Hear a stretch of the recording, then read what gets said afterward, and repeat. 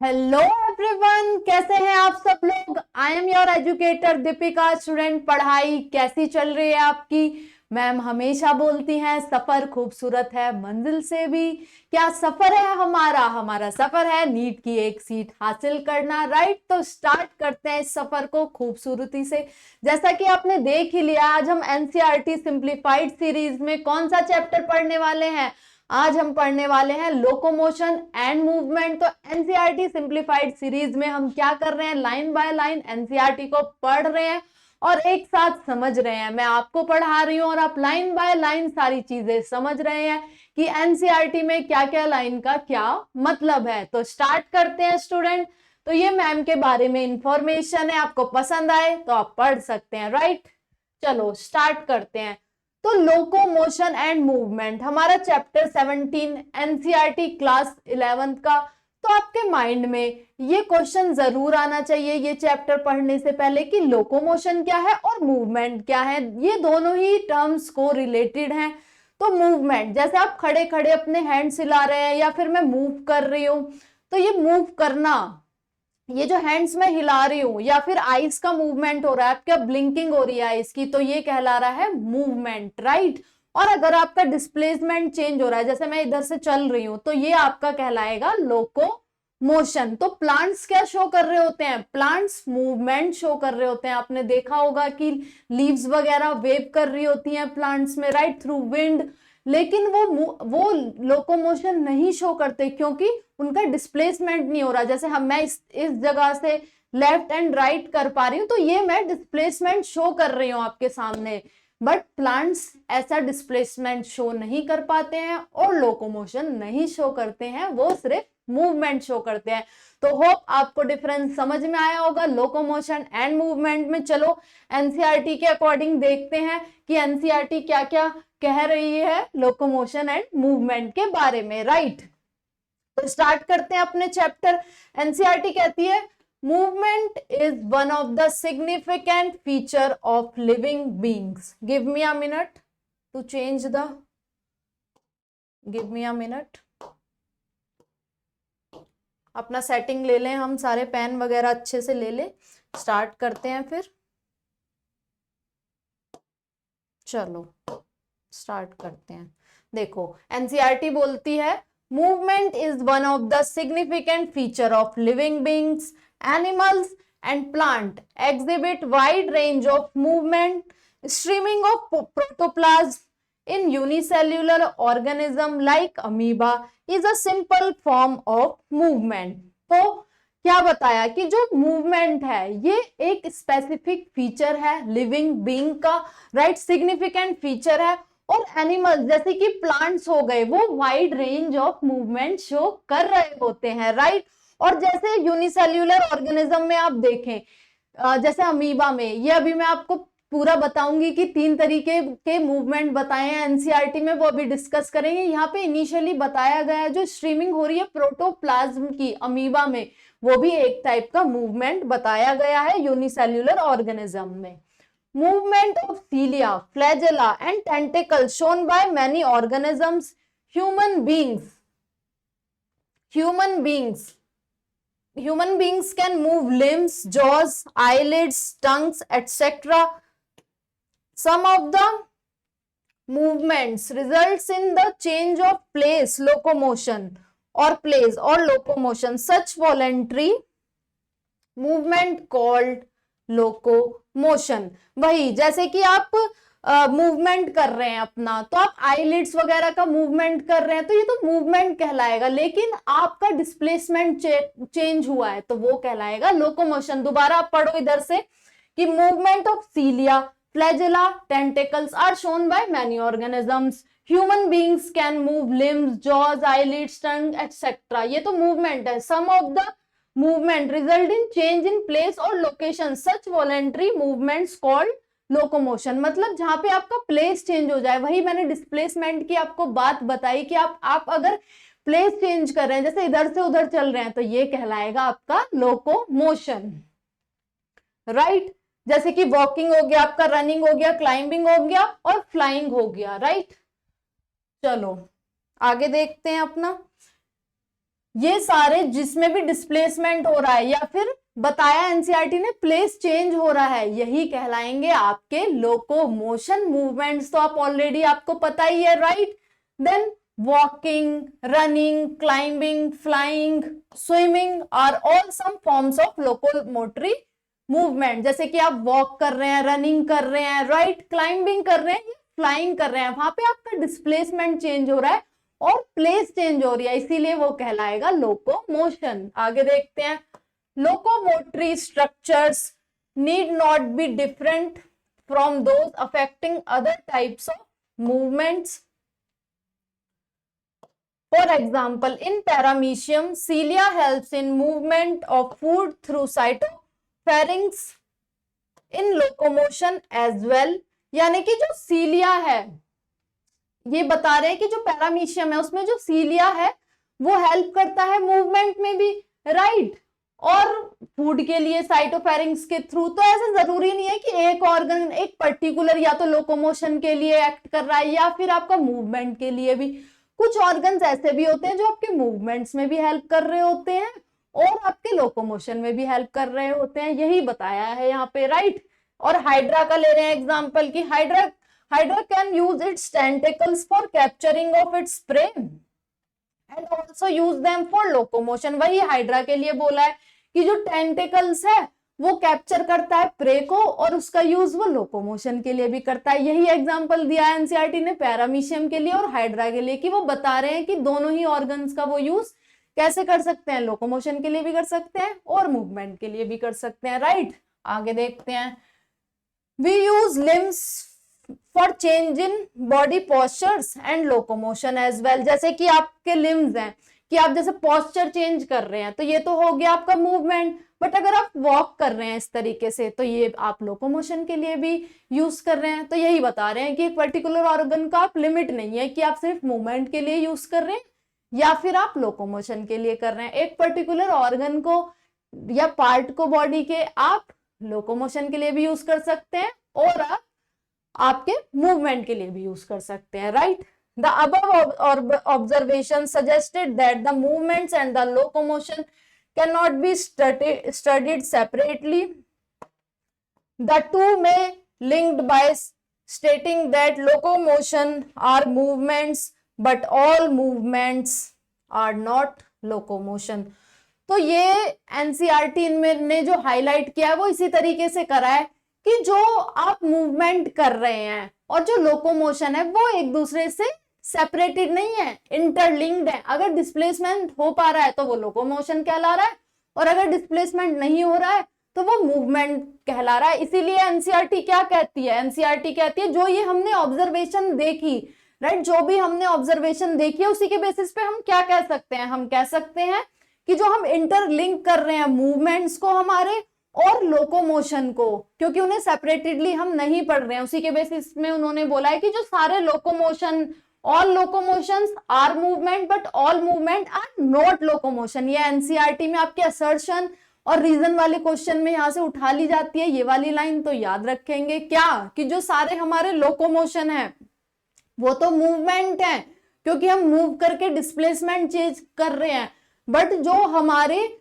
Movement है वो locomotion नहीं है। तो क्या स्टेटमेंट आया हमारा, all locomotions are movement but all movements are not locomotion। तो यही बताया है। The method of locomotion performed by animal vary with their habitats and the demand of their situation. However, locomotion is generally for search of food, shelter, mate, suitable breeding grounds, favourable climatic conditions और to escape from enemies. तो ये बता रहे हैं जो आपके locomotion होते हैं वो आपके हैबिटेट पे डिपेंड करते हैं या सिचुएशन में। मान लीजिए आपको मेटिंग करनी हो या फिर आपको फूड का सर्च करना हो या फिर आपको एक इमरजेंट सिचुएशन हो गई, वहां से भागना हो, तो वहां पे लोकोमोशन का हम यूज कर रहे होते हैं। यही बताया गया है अभी तक। चलो, क्योंकि जो मूवमेंट, जो हमारा लोकोमोशन बताया गया एनसीईआरटी में, वो ये बताया गया है कि वो आपकी सिचुएशन पे डिपेंड करता है और हैबिटेट पे डिपेंड करता है, राइट। चलो अब देखते हैं टाइप्स ऑफ मूवमेंट क्या बताए हैं एनसीईआरटी ने, right. Cells of the human body exhibit three major type of movements, namely amoeboid, ciliary और आपका मस्कुलर। तो तीन टाइप के मूवमेंट क्या हो गए कि अमीबॉइड मूवमेंट और सीलियरी मूवमेंट और मस्कुलर मूवमेंट। अमीबॉइड मूवमेंट हम कहाँ देखेंगे? अमीबा में देखेंगे, राइट। सूडोपोडिया के थ्रू किस तरीके से फूड लिए जाते हैं, अमीबा के थ्रू, राइट, या फिर मूवमेंट किया जाता है। सीलियरी मूवमेंट हम पैरामीशियम में देखेंगे। मस्कुलर मूवमेंट तो आपको ऑलरेडी पता है। चलो लाइन बाय लाइन पढ़ते हैं, क्योंकि हमारी सीरीज का नाम ही एनसीईआरटी सिंप्लीफाइड है, जिसमें हम आपको लाइन बाय लाइन चीजें समझा रहे हैं। तो चलो पढ़ते हैं फिर से कि क्या बोल रही है NCERT. Some specialised cell in our body like macrophages, leucocytes in blood exhibit amoeboid movement. तो जो अमीबॉइड मूवमेंट होते हैं वो सिर्फ आपके अमीबा में ही नहीं मिल रहे होते हैं, जो आपकी बॉडी में मैक्रोफेजेस होते हैं वहां पे भी अमीबॉइड मूवमेंट देखने को मिलते हैं, राइट। और ल्यूकोसाइट में भी ये चीजें देखने को मिलती हैं। It is affected by pseudopodia. अभी मैं सूडोपोडिया का आपको बता ही रही थी, अमीबा में देखो आ गई यहाँ पे लाइन, ठीक है। It is affected by pseudopodia formed by streaming of protoplasm in amoeba. वही बात कि जो प्रोटोप्लाज्मिक स्ट्रीमिंग होती है, तो वो ये जो मूवमेंट होता है सूडोपोडिया के through, either engulfing of food हो गया या मूवमेंट हो गया, ये सारे मूवमेंट अमीबॉइडल मूवमेंट होते हैं। ल्यूकोसाइट में भी पाए जाते हैं हमारे और मैक्रोफेजेस में भी पाए जाते हैं, राइट।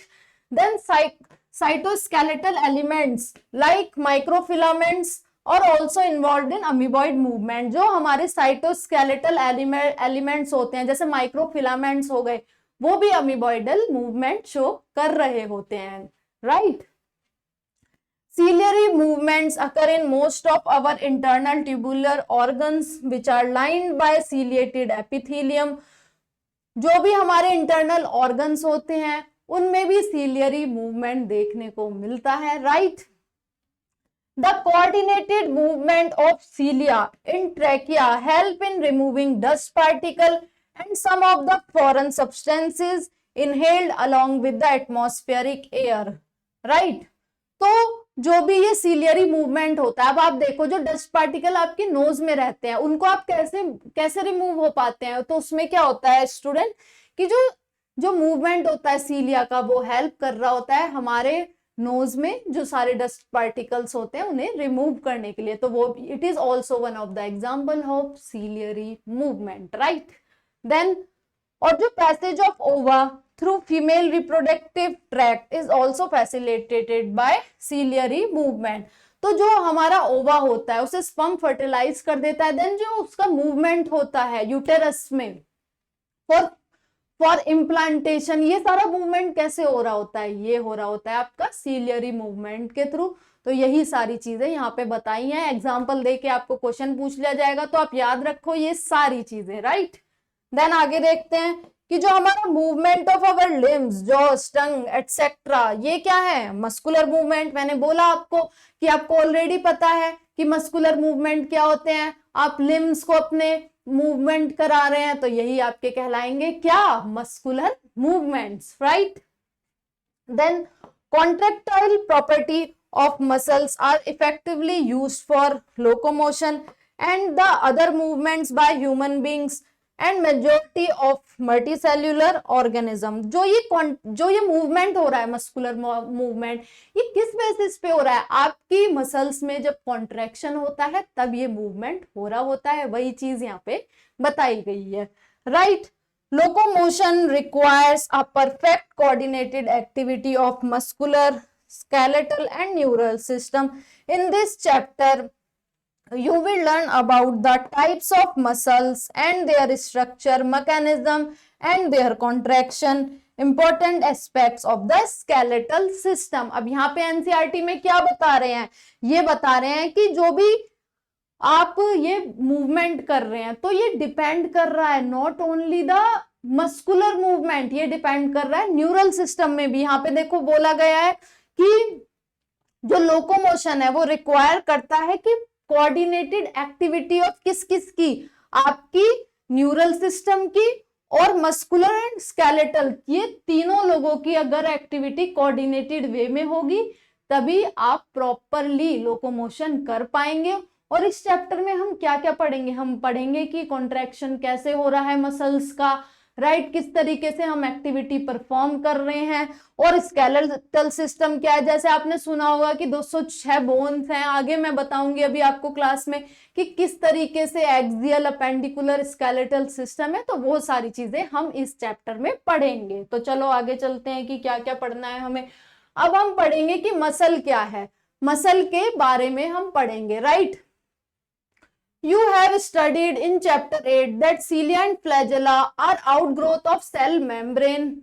आपने पढ़ा हुआ है कि चैप्टर 8 में जो सीलिया है और आपका फ्लैजेला है वो आउटग्रोथ किस चीज की है, हमारी सेल मेम्ब्रेन की है।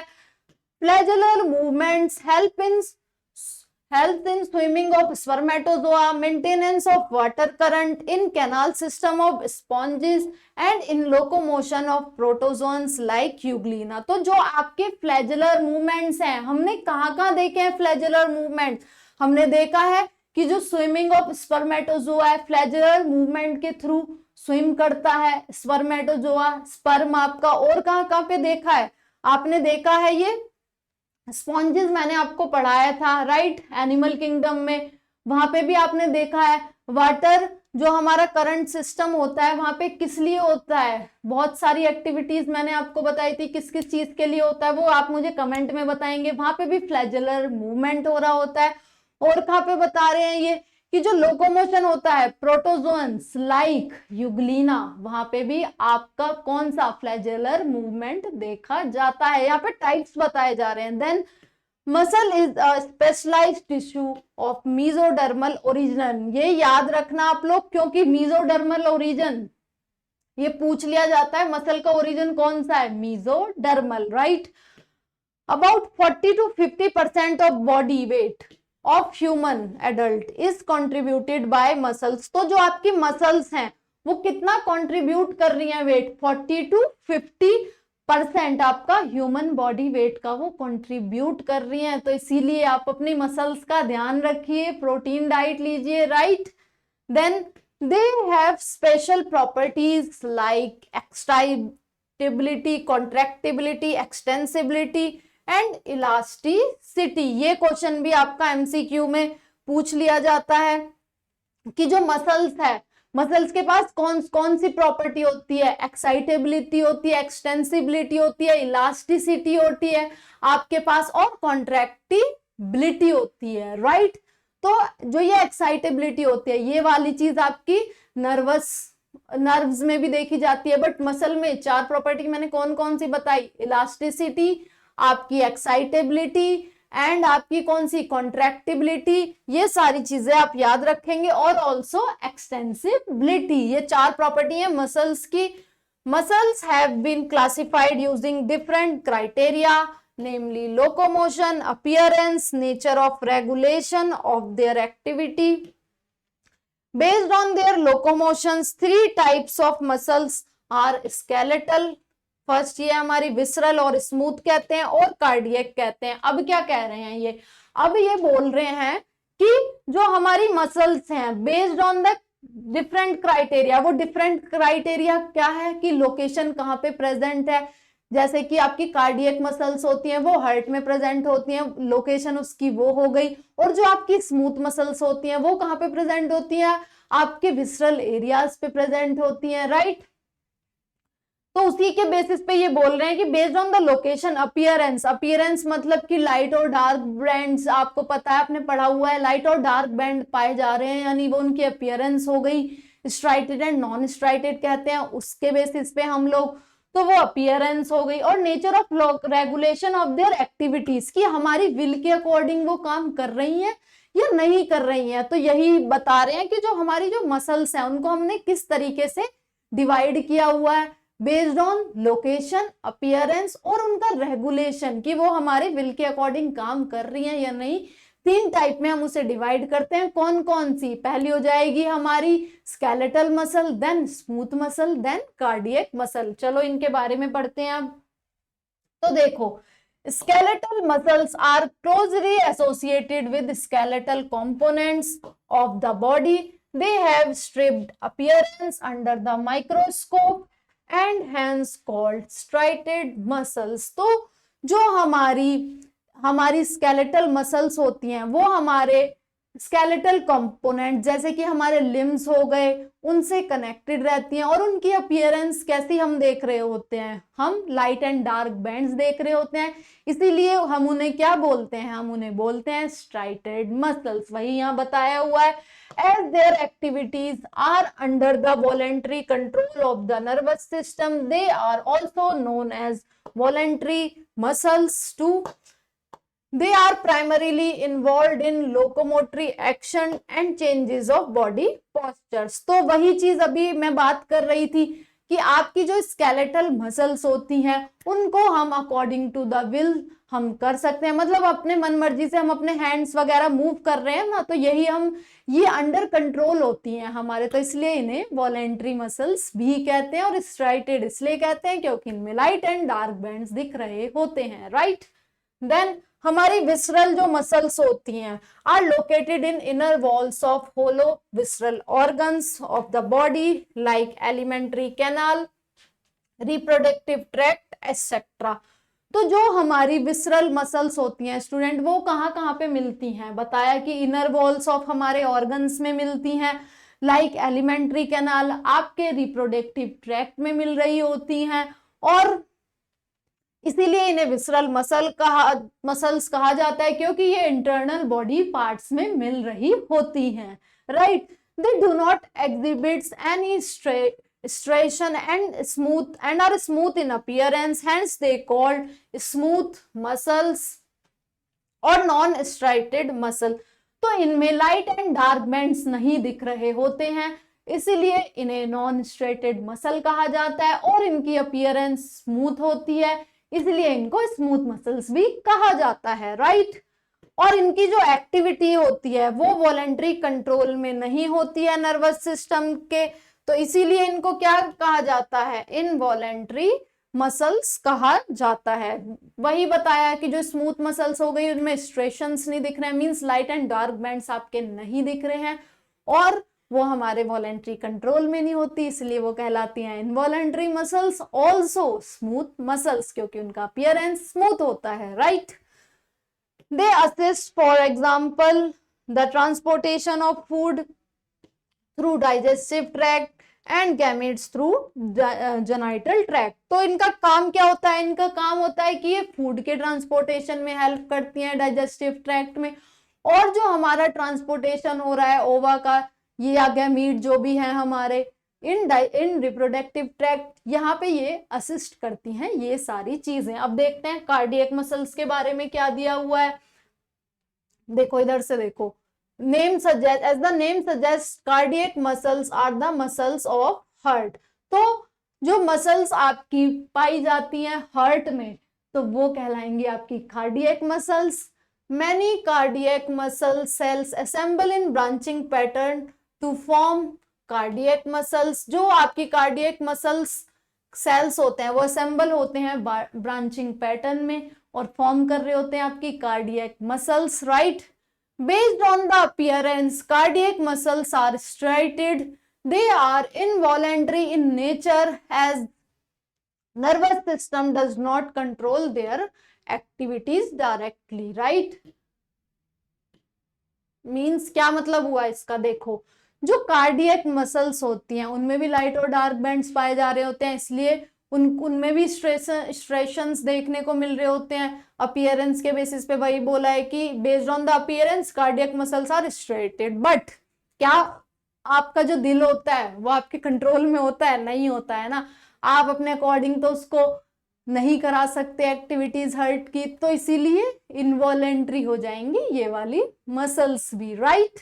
चलो let us examine a skeletal muscle in detail to understand the structure and mechanism of contraction। अब मान लो कि जो भी हमारी ये स्केलेटल मसल्स हैं, अगर आपको जानना है कि किस तरीके से आपका ये मूवमेंट हो रहा है तो आपको पता करना पड़ेगा ना कि कॉन्ट्रैक्शन कैसे हो रहा है, या प्रॉपर मैकेनिज्म पता करना पड़ेगा, स्ट्रक्चर पता करना पड़ेगा आपको पूरा आपकी मसल्स का। तो उसी को भी हम अच्छे से देखते हैं कि क्या क्या है पूरे मसल का हमारा स्ट्रक्चर्स, राइट।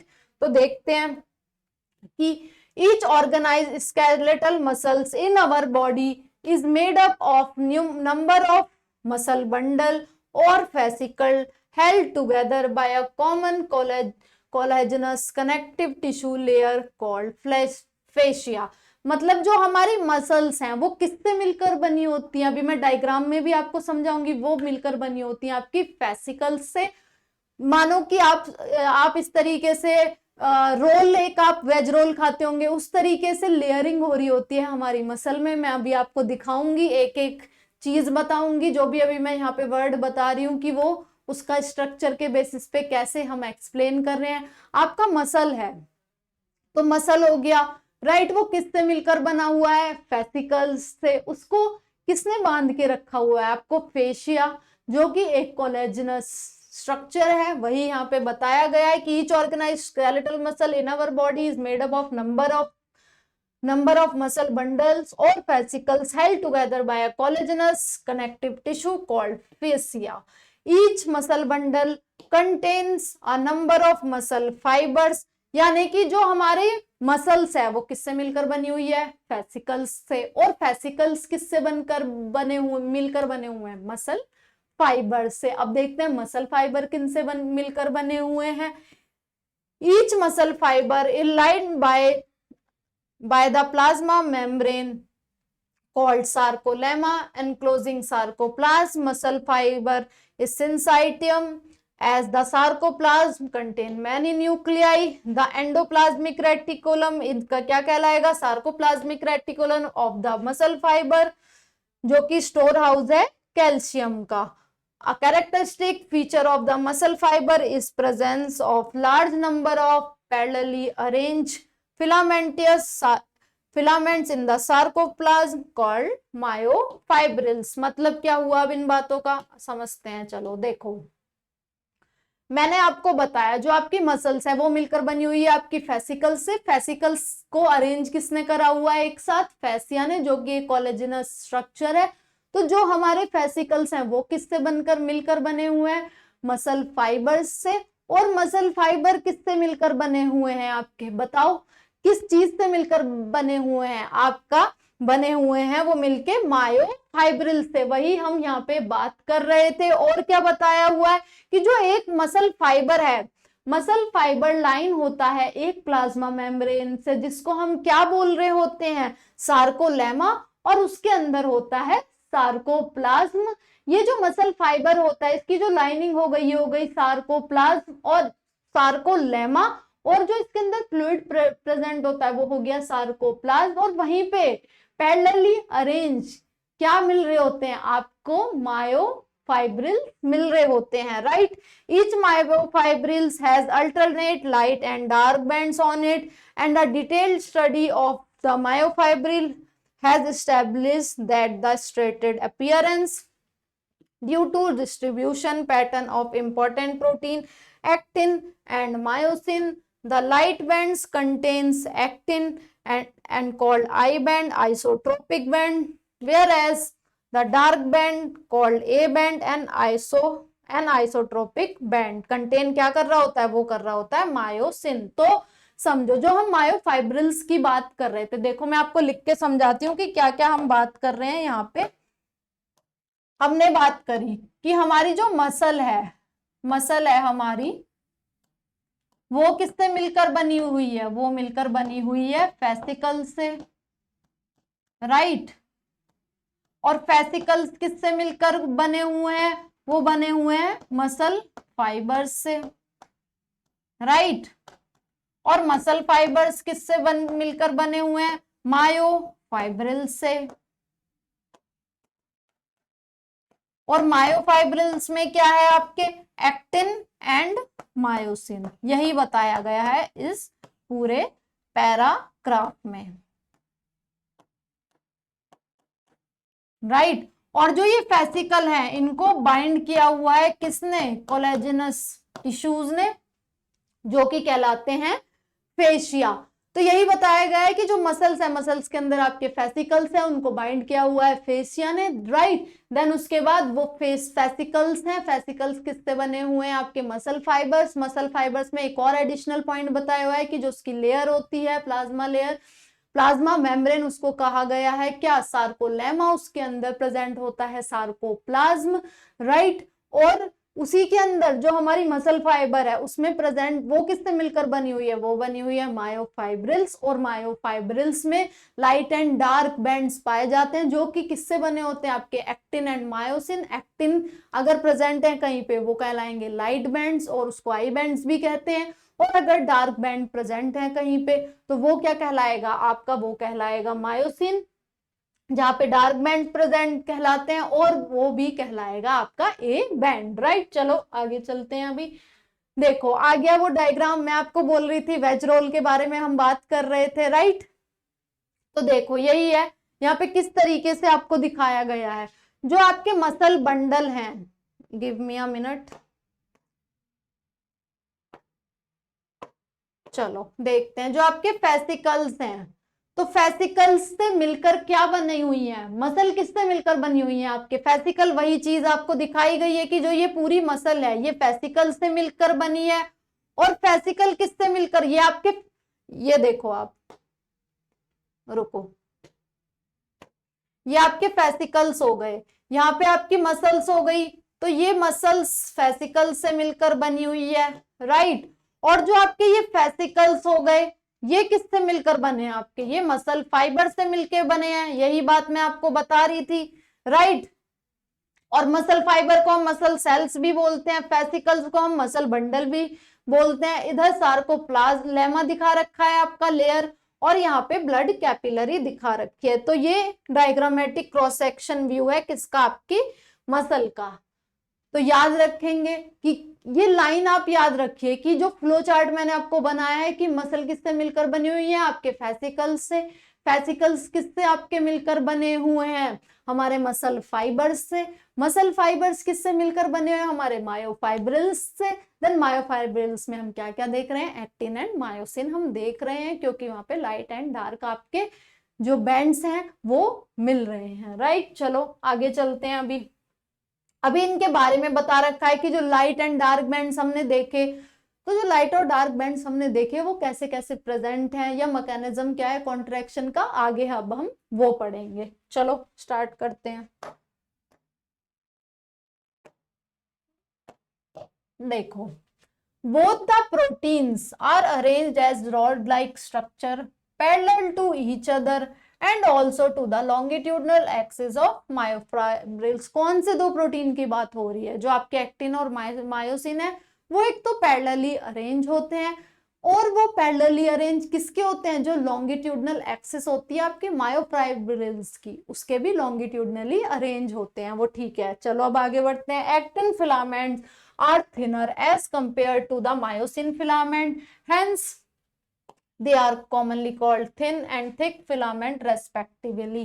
मतलब जो एक्टिन फिलामेंट्स होते हैं आपके वो थिन होते हैं, और आपके जो मायोसिन फिलामेंट होते हैं वो होते हैं थिक, इसलिए इन्हें हम इसी के अकॉर्डिंग हम इन्हें बोलते हैं thin and thick filament, right.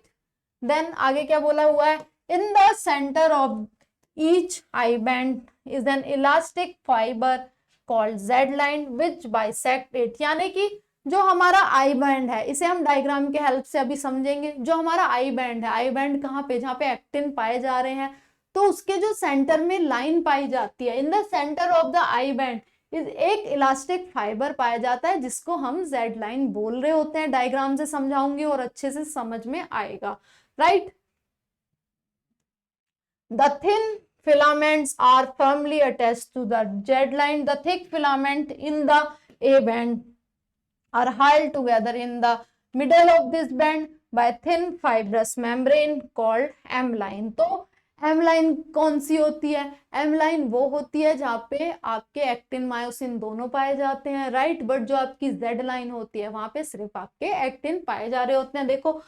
देखो लिखा हुआ है, the thick filaments in the A band also held together in the middle of this band by thin fibrous membrane called M line.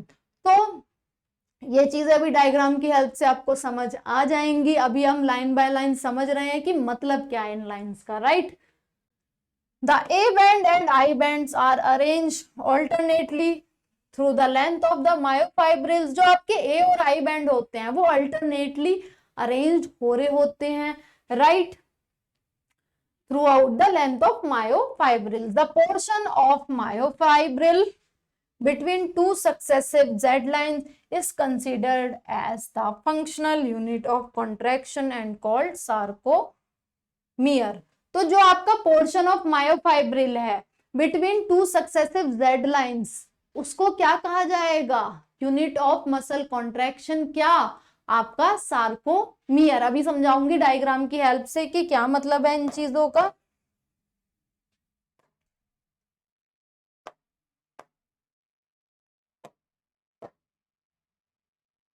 Right. In the resting stage, the edges of thin filament on the other side of thick filament partially overlap the free ends of the thick filament, leaving the central part of the thick filaments. This central part of the thick filament not overlapped by thin filaments and called H zone.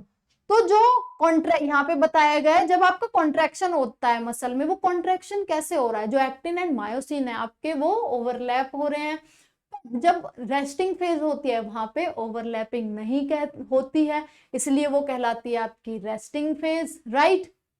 और जहां पे overlapping नहीं हो रही है actin और myosin की, उसको हम कहते हैं एच जोन। वही सारी चीजें यहाँ पे बताया गया है। अभी आपको हो सकता है ये चीजें नहीं समझ में आ रही हो कि जेड लाइन क्या है, आपकी एम लाइन क्या है, लेकिन आपको डायग्राम से अभी मैं नेक्स्ट स्लाइड में ये समझाने वाली हूँ कि ये सारी चीजों की बातें हम क्या कर रहे हैं, राइट। तो इतना आपको समझ आया होगा। अभी देखते हैं आगे। देखो आ गया हमारा डायग्राम, राइट। रुको एक सेकेंड। देखो जैसे कि लाइट एंड डार्क बैंड्स दिखाए गए हैं। अभी आप देखो, मैं कह रही थी ना कि जहां पे आपके सिर्फ ये तो आपके मायोसिन है, give me a minute to change the colour. देखो ये तो आपके मायोसिन हो गए, ये आपके एक्टिन हो गए। मैंने आपको क्या कहा था? मैंने कहा था कि जहां पे सिर्फ आपके एक्टिन मिल रहे हैं उसके सेंटर में, यहाँ पे देखो, यहाँ पे सारे एक्टिन मिल रहे हैं ना आपके, उसके सेंटर की जो लाइन कहलाएगी वो कहलाएगी जेड लाइन। अब आया समझ में? मैंने बताया था आपको अभी एनसीईआरटी की जो हम लाइंस पढ़ रहे थे कि वो सेंटर लाइन जहां पे सिर्फ एक्टिन और थिन फिलामेंट मिल रहे हैं वो कहलाएगी आपकी जेड लाइन। तो वही चीज देखो। और देखो और एक चीज मैंने ए बैंड किसे, मैंने एम लाइन किसे बताया था? आई बैंड तो आपको समझ में आ गया होगा। एक सेकेंड,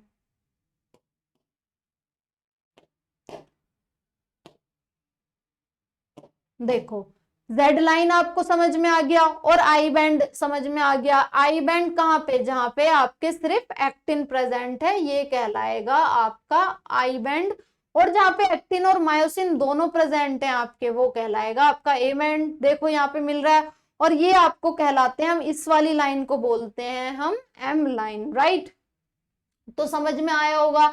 आई बैंड क्या है? आई बैंड जहाँ पे एक्टिन्स प्रेजेंट है। ए बैंड क्या है? ए बैंड में सारा एक्टिन मायोसिन दोनों प्रेजेंट हो रहे हैं आपके, तो वो ए बैंड कहलाया।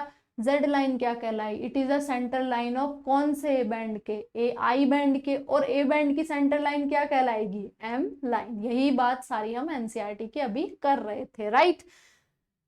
और जो आपकी यूनिट कहलाई थी किसकी? मसल कॉन्ट्रैक्शन की, वो कहलाई थी आपकी सार्कोमियर। देखो ये लाइट एंड डार्क बैंड्स दिख रहे हैं क्योंकि इधर सारे आपके मायोसिन है,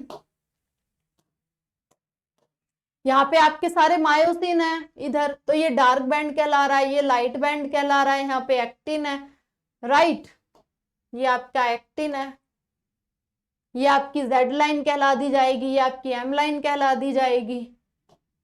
ये हो गया आपका ए बैंड, इधर भी आई बैंड और इधर भी आई बैंड, राइट। तो समझ में आया होगा आपको ये सारा डायग्राम की ए बैंड क्या है, आई बैंड क्या है, जेड लाइन क्या है, एम लाइन क्या है, राइट। आगे बढ़ते हैं, चलो अब बात करते हैं स्ट्रक्चर ऑफ कॉन्ट्रैक्टाइल प्रोटीन। तो ये जो सारा कॉन्ट्रैक्शन हो रहा है ये किस बेसिस पे हो रहा है? कौन कौन से हमारे प्रोटीन्स इन्वॉल्व हैं?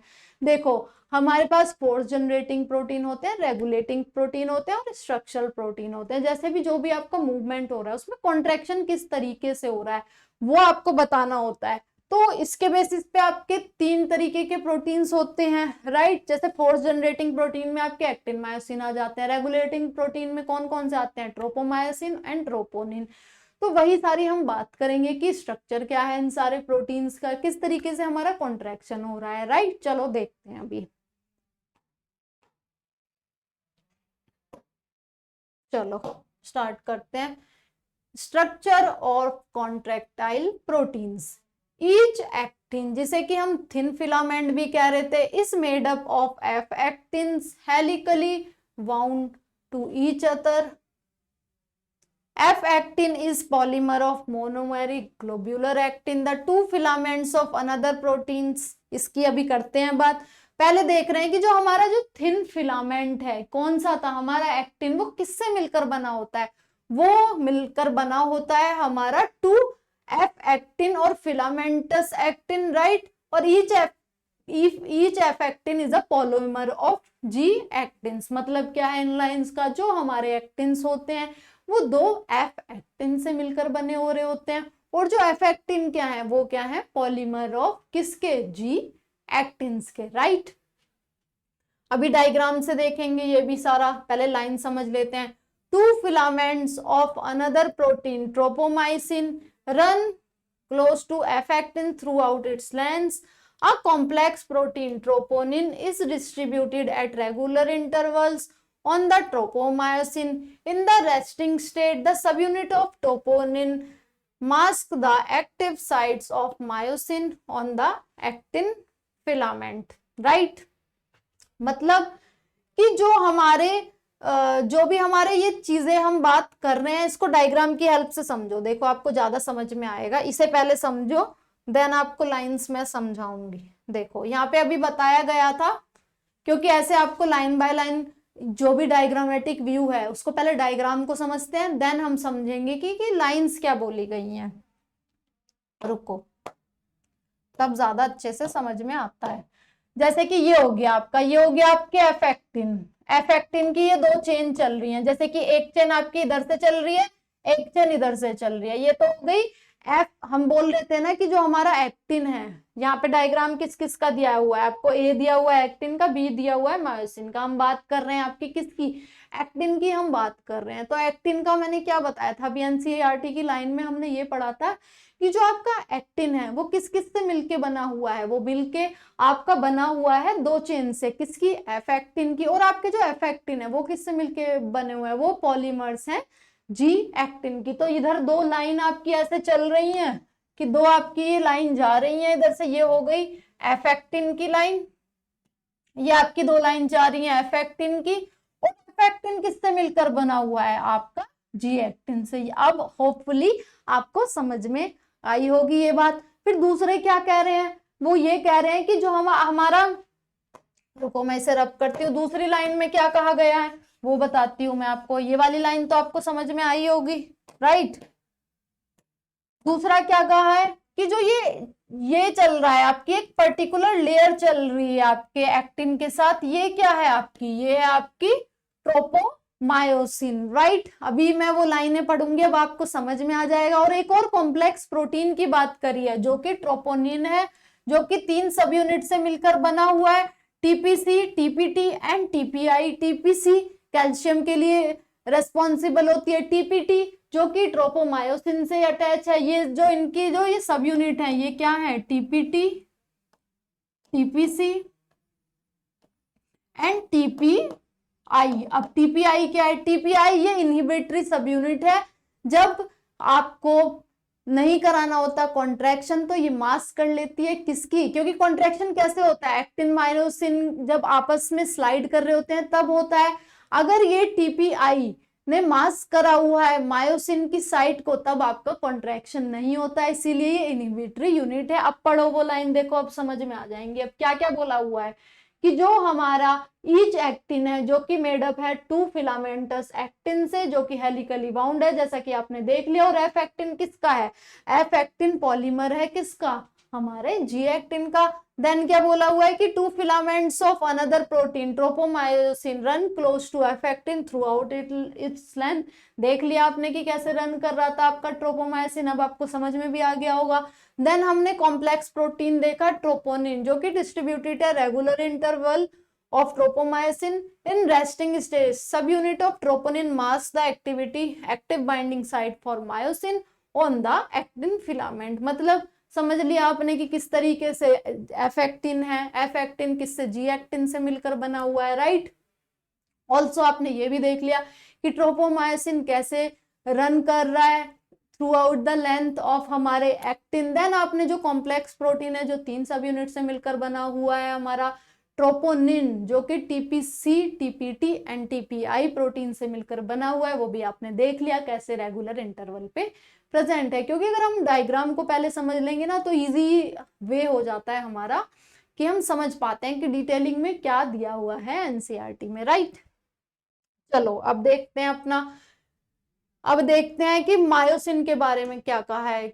रुको चेंज कर लेते हैं क्योंकि ये इजी रहता है इस तरीके से अलाइन करना चीजों को। देखो, each myosin thick filament is also polymerised protein. Many monomeric proteins called meromyosin, figure में अभी देखते हैं, constitute one thick filament. Each meromyosin has 2 important parts, globular head with short arm and a tail, and the former called heavy myromycin and the later called light myromycin. The heavy myromycin component contains head and short arms, project outward at regular distance and angle from each other from the surface of polymerized myromycin filament is known as cross arm. The globular head is an active ATPase enzyme and has binding sites of ATP and active site of actin। अब आपको ऐसे पढ़ के तो समझ में आ नहीं रहा होगा ये चीजें, मैं अभी आपको समझाऊंगी डायग्राम की हेल्प से कि कहा क्या गया है इन लाइनों में। देखो देखते हैं, अब ये बात कर रहे हैं मायोसिन की, यहाँ पे क्या क्या बताया गया है देखो देखते हैं। अब ये बोल रहे हैं कि जो मायोसिन है उसमें एक तो टेल मिल रही है आपकी, एक तो आपकी टेल मिल रही है और एक आपका ये ग्लोब्यूलर हेड मिल रहा है, और ये आपकी हो गई यहां से यहां तक शॉर्ट आर्म। तो ये क्या बताया इन्होंने कि जो हमारा मायोसिन है वो मायोसिन किससे मिलकर बना होता है, मीरोमायोसिन से। तो यही जो ये एक मोनोमर दिखाया हुआ है आपको, ये जो पूरा स्ट्रक्चर है ये मायोसिन मोनोमर है, किसका, मीरोमायोसिन का। ऐसे बहुत सारे अरेंज हो रहे होते हैं एक साथ, वो मिलकर बनाते हैं आपका मायोसिन। क्योंकि यहाँ पे क्या दिखाया हुआ है डायग्राम में दिखाया हुआ है मायोसिन मोनोमर, जो कि होता है हमारा मीरोमायोसिन। इधर से देखो ये आपको दिखाया हुआ है मायोसिन मोनोमर, जिसको हम कह रहे हैं मीरोमायोसिन। तो यही एक साथ जुड़े होते हैं। इसमें हमने अभी क्या क्या भारी भरकम शब्द देखे कि हैवी मीरोमायोसिन, लाइट मीरोमायोसिन, जिसमें एनसीईआरटी बता रही है कि उसमें टेल होती है, ग्लोब्यूलर हेड होती है, शॉर्ट आर्म होती है। तो इसका मतलब समझो कि ये तो हो गई यहां से यहां तक आपकी टेल, ये हो गया आपका ग्लोब्यूलर हेड, ये हो गई शॉर्ट आर्म। जो आपका ग्लोब्यूलर हेड और आपकी शॉर्ट आर्म है वो क्रॉस आर्म बना रही है, क्योंकि जब कॉन्ट्रैक्शन होता है यही आर्म आपकी एक्टिन के साथ फ्यूज हो रही होती है, तभी कॉन्ट्रैक्शन हो रहा होता है मसल्स में। तो इस पूरी जो ये वाली आपकी ये पूरा जो स्ट्रक्चर हो गया ये पूरा, ये आपका कहलाएगा हैवी मीरोमाइसिन HMM, राइट। और ये वाला जो स्ट्रक्चर है आपका, ये जो टेल वाला स्ट्रक्चर है ये कहलाएगा आपका लाइट मीरोमायोसिन। और जो आपके ग्लोब्यूलर हेड होता है यहाँ पे एक्टिन बाइंडिंग साइट होती है, ये आपकी जो दिख रही होगी आपको, और एटीपी बाइंडिंग साइट ये आपकी होती है ATP binding site. Actin binding site चाहिए होगी कॉन्ट्रैक्शन के लिए, तभी तो आपस में फ्यूज करेंगे। और एटीपी बाइंडिंग साइट क्यों चाहिए होगी, क्योंकि आप जो कॉन्ट्रैक्शन हो रहा है आपकी मसल्स का, आप आगे देखेंगे कि वो एक्टिन और मायोसिन के फ्यूजन से हो रहा है। अगर वो बॉन्ड ब्रेक करना है, रिलैक्सेशन स्टेट लानी है, तो फिर आपको एनर्जी चाहिए होगी, राइट। तो एनर्जी चाहिए होगी आपको, इसीलिए एटीपी चाहिए होगा। तो एटीपी बाइंडिंग साइट भी है आपकी। अब देखो यहाँ पे सारी लाइनें आपको अभी समझ में आ जाएंगी। देखो अभी मैं आपको दिखाती हूँ। Each मीरोमाइसिन filaments is also a polymerized protein. Many monomeric proteins called meromycin constitute a one thick filament. Each meromycin has two important parts. Globular head with short arm, जिसकी हमने बात करी कि ग्लोब्यूलर हेड होता है जिसके साथ शॉर्ट आर्म होती है, right. And the tail and the formal, यानी कि पहले वाले को हम कह रहे हैं हैवी मीरोमाइसिन। हैवी मीरोमाइसिन में क्या क्या आ गया आपका, ग्लोब्यूलर हेड और आपकी शॉर्ट आर्म।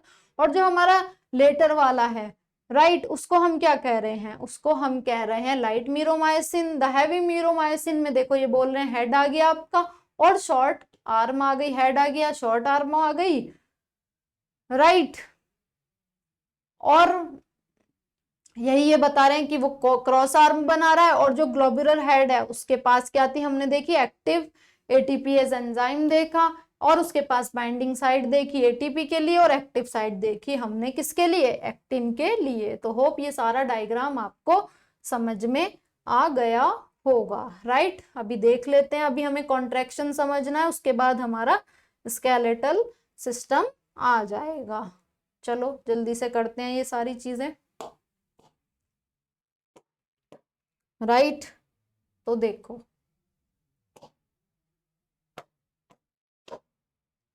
जैसे कि मैकेनिज्म ऑफ कॉन्ट्रैक्शन है। अब ये जो कॉन्ट्रैक्शन हो रहा है ये किस तरीके से हो रहा है ये भी तो हमें देखना पड़ेगा, राइट, कि क्या क्या किस तरीके से चीजें हो रही हैं वो सब हम देख लेते हैं। देखो mechanism of muscle contraction is the best explained by sliding filament theory, which stated that the contraction of muscle fiber takes place by sliding of thin filament over thick filament। मतलब मैंने बताया आपको जो ये मसल्स का contraction हो रहा है, जो भी हम ये मूवमेंट कर पा रहे हैं, इस तरीके से मैं हाथ हिला रही हूँ, ऐसे हिला रही हूँ, तो आप देखेंगे कि ये जो भी मूवमेंट्स हम कर रहे होते हैं ये कॉन्ट्रैक्शन के बेसिस पे होते हैं मसल में। तो उसमें इन्वॉल्वमेंट किस किस का होता है, आपके एक्टिन एंड हमारे मायोसिन का होता है। एक्टिन हमारा थिन फिलामेंट है और थिक फिलामेंट है, तो ये स्लाइड कर रहे होते हैं। थिन फिलामेंट हमारा स्लाइड कर रहा होता है किस पे, थिक फिलामेंट में, यानी कि एक्टिन हमारा मूव कर रहा होता है किस पे, मायोसिन पे। मायोसिन का मूवमेंट नहीं हो रहा होता है, इसीलिए ये क्या कहलाती है, स्लाइडिंग फिलामेंट थ्योरी। वही देखते हैं क्या कहा है उसमें कि जो muscle contraction is initiated by signal send by central nervous system via motor neuron and the motor neuron along with the muscle fibre connected to it constitute a motor unit, and the junction between motor neuron and the sarcolemma of muscle fiber is called neuromuscular junction। अब इन सब चीजों का क्या मतलब है, जो आपका muscle contraction है वो इनिशिएट कौन कर रहा है, वो इनिशिएट होता है आपके सिग्नल जो कि सेंड करता है central nervous to motor neuron. अगर आपका कॉन्ट्रैक्शन हो रहा है तो उसके लिए कोई सिग्नल तो देना होगा, तो ये सिग्नल कौन लेके जाता है, ये लेके जाता है आपका मोटर न्यूरॉन। क्यों, कैसे, थ्रू आपका सीएनएस के, राइट। फिर जो मोटर न्यूरॉन है उसके साथ अगर मसल फाइबर कनेक्टेड है तो वो क्या कॉन्स्टिट्यूट कर रहा होता है, मोटर यूनिट, यानी कि सिर्फ एक मोटर न्यूरॉन है, राइट। एक ही आपका मोटर न्यूरॉन है, किसके साथ, मसल फाइबर के साथ, यानी कि एक मसल फाइबर के साथ आपका एक मोटर न्यूरॉन है, तो वो क्या कॉन्स्टिट्यूट कर रहा होता है आपका, वो कॉन्स्टिट्यूट कर रहा होता है मोटर यूनिट। और अगर हम जंक्शन देखें between motor neuron fibres, sorry एक नहीं फाइबर्स बोला है कि motor neuron and along with muscle fibres, एक नहीं बहुत सारे फाइबर्स। अगर आपका मोटर न्यूरॉन है वो बहुत सारे मसल फाइबर के साथ एक कनेक्शन बना रहा है, एक सिर्फ एक के साथ नहीं, बहुत सारे मसल फाइबर के साथ, तो उसको तो बोलेंगे हम motor unit. But neuromuscular junction किसे बोलते हैं उसके बारे में बताया गया है कि अगर सिर्फ motor neuron sarcolemma of muscle fibre के साथ बना रहा है तो उसको हम बोलेंगे न्यूरोमस्कुलर जंक्शन, यानी कि सिर्फ बहुत सारे मसल फाइबर के साथ हमारा मोटर न्यूरॉन कोई कनेक्शन बना रहा है तो वो तो कहलाएगी आपकी मोटर यूनिट। और अगर सिर्फ एक मसल फाइबर के साथ वो कनेक्शन बना रहा है मोटर न्यूरॉन तो वो कहलाएगा आपका न्यूरोमस्कुलर जंक्शन। ये याद रखेंगे, ये डिफरेंस भी आपसे पूछ लिया जाएगा, राइट। अब देखते हैं, a neural signal reaching this junction releases a neurotransmitter acetylcholine which generate action potential in sarcolemma This spread through muscle fiber causes the release of calcium ion in the sarcoplasm. Increase in the calcium level leads to the binding of calcium with the subunit of troponin actin filaments, thereby remove the masking of active site of myosin. Utilizing the energy for ATP hydrolysis, the myosin head now binds to expose active sites on the actin filament. ये सारा diagram की help से हम समझ रहे होते हैं कि किस तरीके से आपका डायग्राम हेल्प कर रहा है इसे बताने में। रुक जाओ एक सेकंड,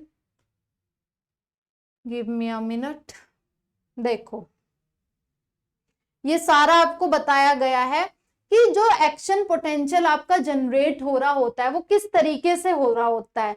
कोई भी सिग्नल आया, आप ये जो न्यूरल कंट्रोल वाला जो चैप्टर है नर्वस सिस्टम वाला, उसमें आपको एक डायग्राम आप देखेंगे कि एसिटाइल कोलिन का रिलीज दिखाया हुआ। अभी मैं इसे नॉर्मली आपको समझा देती हूँ कि कोई भी सिग्नल आया, राइट, सिग्नल आया, मोटर न्यूरॉन लेकर आया, देन फिर आपका जो एसिटाइल कोलिन है वो रिलीज हो गया, राइट, आपके न्यूरॉन्स में है तो वो रिलीज हुआ, उसने एक्टिवेट कर दिया रिसेप्टर्स को, रिसेप्टर एक्टिवेट हुए तो आपकी मेम्ब्रेन में डिपोलराइजेशन हो गया, डिपोलराइजेशन हो गया, जो सार्कोप्लाज्म है वहां से आपका कैल्शियम रिलीज हो गया, कैल्शियम रिलीज हुआ वो ट्रोपोनिन पे आके एक्ट करा, तो ट्रोपोनिन पे भी मैंने टीपीसी साइट आपको बताई थी। फिर क्या हुआ, टीपीसी साइट जब एक्टिव हो गई तो जो ये मास्क करा हुआ था उसने मायोसिन के हेड को, मास्किंग हट गई और आपका कॉन्ट्रैक्शन हो गया। वही चीज यहाँ पे बताई गई है, आप देखो दोबारा पढ़ लो चाहे, कि the neural signal reaching this junction releases neurotransmitter which generate a action potential in sarcolemma. This spread through muscle fiber causes the release of calcium ion into the sarcoplasm. Increase in calcium level leads to binding of calcium level with binding of troponin actin filaments, thereby remove masking of active site for myosin. Utilizing the energy for ATP hydrolysis, the myosin head now binds to the exposed active site of actin to form cross bridge. मतलब कि पहले तो mask कर रखा था, जो TPC sites थी उसने मायोसिन को, जैसे ही ये कैल्शियम आया, जैसे ही ये एक्शन पोटेंशियल जनरेट हुआ, जो हमारा ये मोटर न्यूरॉन एक्टिव हुआ, राइट, तो फिर इसने क्या किया, हमारा जो एसिटाइल कोलिन है उसका रिलीज हुआ, उसके बाद मेम्ब्रेन के रिसेप्टर एक्टिवेट हुए, डीपोलराइजेशन हुआ, इसको डिटेल में हम नर्वस सिस्टम वाले चैप्टर में पढ़ेंगे, राइट। फिर आपके सार्कोलेमा से कैल्शियम रिलीज हो गया, कैल्शियम आया तो टीपीसी जो आपकी साइट्स थी, कैल्शियम बाइंडिंग साइट थी ट्रोपोनिन में, वो भी एक्टिव हो गई और उन्होंने अनमास्क कर दिया किसको, मीरोमाइसिन की साइट को। यहाँ पे फिर क्रॉस आर्म बन गई किसके, एक्टिन और मायोसिन के बीच में, राइट, और इस तरीके से आपका कॉन्ट्रैक्शन हो गया। वही सारी चीजें इस डायग्राम में दिखाई हुई हैं। देखो the stages in the cross bridge formation, rotation of head and breaking of cross bridge, ये सारी स्टेजेस दिखाई हुई हैं इन्होंने। क्या क्या, कि जो क्रॉस ब्रिज फॉर्मेशन हो रहा है, फिर रोटेशन ऑफ हेड हो रहा है, फिर ब्रेकिंग ऑफ ब्रिज हो रहा है, राइट, ये सारी चीजें इधर पे बताई हुई हैं। जो भी स्लाइडिंग फिलामेंट थ्योरी है, देखो पहले तो ये ब्रेक होएगा ना, ये वाली स्टेज इधर दिखाई नहीं गई है, पहले ये जुड़ा हुआ है, ये ब्रेक हो रहा है। जब हमारा बॉन्ड ब्रेक हो रहा होता है, ये जो भी क्रॉस ब्रिज बनाया हुआ है, तो एटीपी का यूटिलाइजेशन हो रहा है। यहाँ पे सबसे पहला क्या हो रहा है, ब्रेकिंग ऑफ क्रॉस ब्रिज, पहले क्रॉस ब्रिज ब्रेक हो रहा है, राइट, तो क्रॉस ब्रिज ब्रेक हो रहा है तो एटीपी का यूटिलाइजेशन हो रहा है। यहाँ पे एक्टिन मायोसिन का फिर से बॉन्ड बन गया इनके बीच में, फिर से फॉर्मेशन ऑफ क्रॉस ब्रिज हो गया, देन ये स्लाइड करने लगे एक दूसरे के ऊपर। मतलब जो भी कॉन्ट्रैक्शन हो रहा है वो कैसे हो रहा है, जब एक्टिन हमारा स्लाइड कर रहा है किस पे, मायोसिन पे, जब ये क्रॉस ब्रिज बना रहे हैं तो हमारा कॉन्ट्रैक्शन हो रहा है, जब ये ब्रेक कर रहे हैं उसके लिए एटीपी चाहिए हो रहा है, तो उसमें क्या हो रहा है, रिलैक्सेशन हो रहा है। तो वही सारी साइकिल इधर पे दिखाई गई है, राइट। आगे देखते हैं एनसीईआरटी क्या कह रही है आपकी, राइट। देखो this pulls the attach actin filaments towards centre of A band, the Z line attached to these actins also pulled inwards, thereby causing a shortening of the sarcomere contraction It is clear from above step that during the shortening of muscle, that is contraction, I band get reduced whereas A band retain its length. The myosin releasing the ATP and phosphate goes back to relaxed state. The new ATP binds and the cross bridge is broken. वही बात करी जा रही है कि जब ये सारा कॉन्ट्रैक्शन हो रहा होता है, एक और डायग्राम में हम देखेंगे, जब कॉन्ट्रैक्शन हो रहा है आपका, जब रिलैक्सेशन है वहां पे तो ब्रेकिंग ऑफ बॉन्ड हो रहा है, फिर से जब बॉन्ड बन रहा है यहाँ पे कॉन्ट्रैक्शन हो रहा है, फिर फॉर्मेशन ऑफ बॉन्ड हो रहा है, फिर स्लाइडिंग हो रही है। तो यही बताया है इस पूरे जो हम पैराग्राफ पढ़ रहे हैं। ऑल्सो जब कॉन्ट्रैक्शन हो रहा होता है आपकी आई बैंड की भी लेंथ रिड्यूस हो रही होती है, सार्कोमियर की भी रिड्यूस हो रही होती है, बट जो ओवरलैपिंग एरिया होता है वहां पे इंक्रीज हो रही होती है, जो हमारा ओ बैंड होता है। बट जो एक चीज हो रही होती है, ए बैंड है, उसकी कोई लेंथ रिड्यूस नहीं हो रही होती है। यही सारी चीजें यहाँ पे बताई गई हैं, देखो आप। फिर ATP is again hydrolyzed by myosin head and the cycle of cross bridge formation and the breakage is repeated causing further sliding. The process continues till calcium ions are pumped back to cytoplasmic cisternae result in the masking of actin filaments. वही सारी चीजें बताई हैं। अगर mask कर रहा होगा आपका ट्रोपोनिन की TPC जो हमारी सब यूनिटी थी, तो फिर वहां पे कॉन्ट्रैक्शन नहीं होगा। जब वो अनमास्क कर देगा, अनमास्क कैसे कर रहा था, जब उसके पास कैल्शियम आ रहा था राइट थ्रू सार्कोप्लाज्म, देन हमारा कॉन्ट्रैक्शन हो पा रहा था। This causes the return of Z line to their original position called relaxation.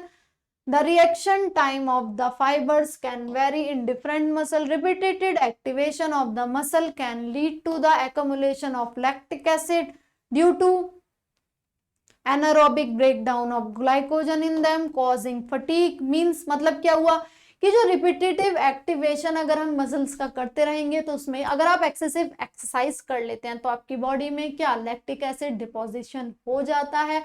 वही चीज यहाँ पे बताई गई है right. Then muscle contain a red colored oxygen storing pigment called myoglobin and myoglobin content is high in some muscles which gives a reddish appearance। यानी कि जो रेड कलर्ड मसल्स होती हैं वहां पे एक रेड कलर पिगमेंट पाया जाता है जिसको हम कहते हैं मायोग्लोबिन, जो कि रेड मसल्स में ज्यादा होता है। यही चीजें यहाँ पे बताई गई हैं। Then such muscles are called red fibers। The muscles contain plenty of mitochondria, can utilize large amount of oxygen stored in them for ATP production। और इनको हम एरोबिक मसल्स भी कहते हैं। मतलब जो हमारे रेड मसल्स फाइबर्स होते हैं उनमें लार्ज अमाउंट में मायोग्लोबिन पाया जाता है। ऑल्सो उसमें प्लेंटी ऑफ माइटोकॉन्ड्रिया मिलता है, इसीलिए हम क्या एरोबिक मसल्स भी कहते हैं और रेड मसल्स फाइबर भी कहते हैं राइट। चलो, on the other hand, some of the muscles possess very less quantity of myoglobin, appear pale whitish, the white fibers। The number of mitochondria are also very few। Amount of sarcoplasmic reticulum is high। They depend on anaerobic processes। तो इनको हम क्या कह रहे होते हैं, इनको हम कह रहे होते हैं स्टूडेंट आपका व्हाइट मसल फाइबर। ये सारी चीजें यहाँ पे आपको बताई गई हैं। ये व्हाइट मसल्स फाइबर के लिए आपको बोला गया है। देखो, रुको एक सेकेंड राइट।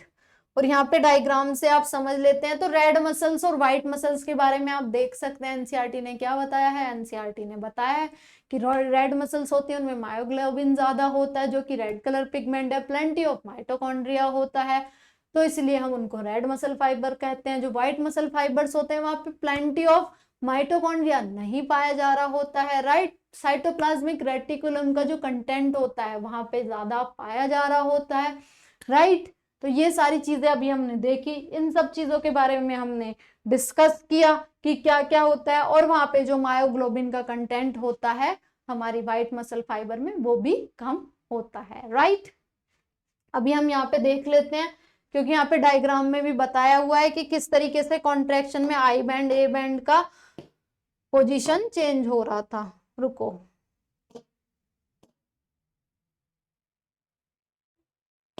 देखो जैसे कि यहाँ पे ये रिलैक्स स्टेट में है आपकी मसल, तो यहाँ पे एच जोन आपका आई बैंड नॉर्मल पोजीशन में, जब कॉन्ट्रैक्शन हो रहा है तो आपकी जेड लाइन भी रिड्यूस हो रही है, राइट। आप देखेंगे आई बैंड भी रिड्यूस हो रहा है, आपका ए बैंड की जो डायरेक्शन है, बट आई बैंड की जो लेंथ है वो चेंज नहीं हो रही है, बट जब आप कॉन्ट्रैक्ट कर रहे हैं तो आपका आई बैंड भी रिड्यूस हो रहा है, आपकी जेड लाइन की लेंथ भी रिड्यूस हो रही है, बट ए बैंड है उसका जो लेंथ है वो कांस्टेंट है। देखो यहाँ पे, देखो यहाँ पे भी इतना ही है लेंथ, इधर पे भी इतना ही है लेंथ, तो वही बता रहे हैं कि relax state, contracting state, maximally जो कॉन्ट्रैक्ट हो रहा है वो सारी चीजें यहाँ पे दिखाई गई हैं कि स्लाइडिंग फिलामेंट थ्योरी जो है हमारी मसल कॉन्ट्रैक्शन की, जो मूवमेंट हो रहा है thin filament and relative size of I band and H zone, आप देखेंगे यहाँ पे भी, यहाँ पे एच जोन इतना है, इधर कम हो गया, इधर बहुत कम हो गया, राइट। ऐसी जेड लाइन के साथ हो रहा है, ऐसी आई बैंड के साथ हो रहा है, बट जो आपका ए बैंड है उसकी जो लेंथ है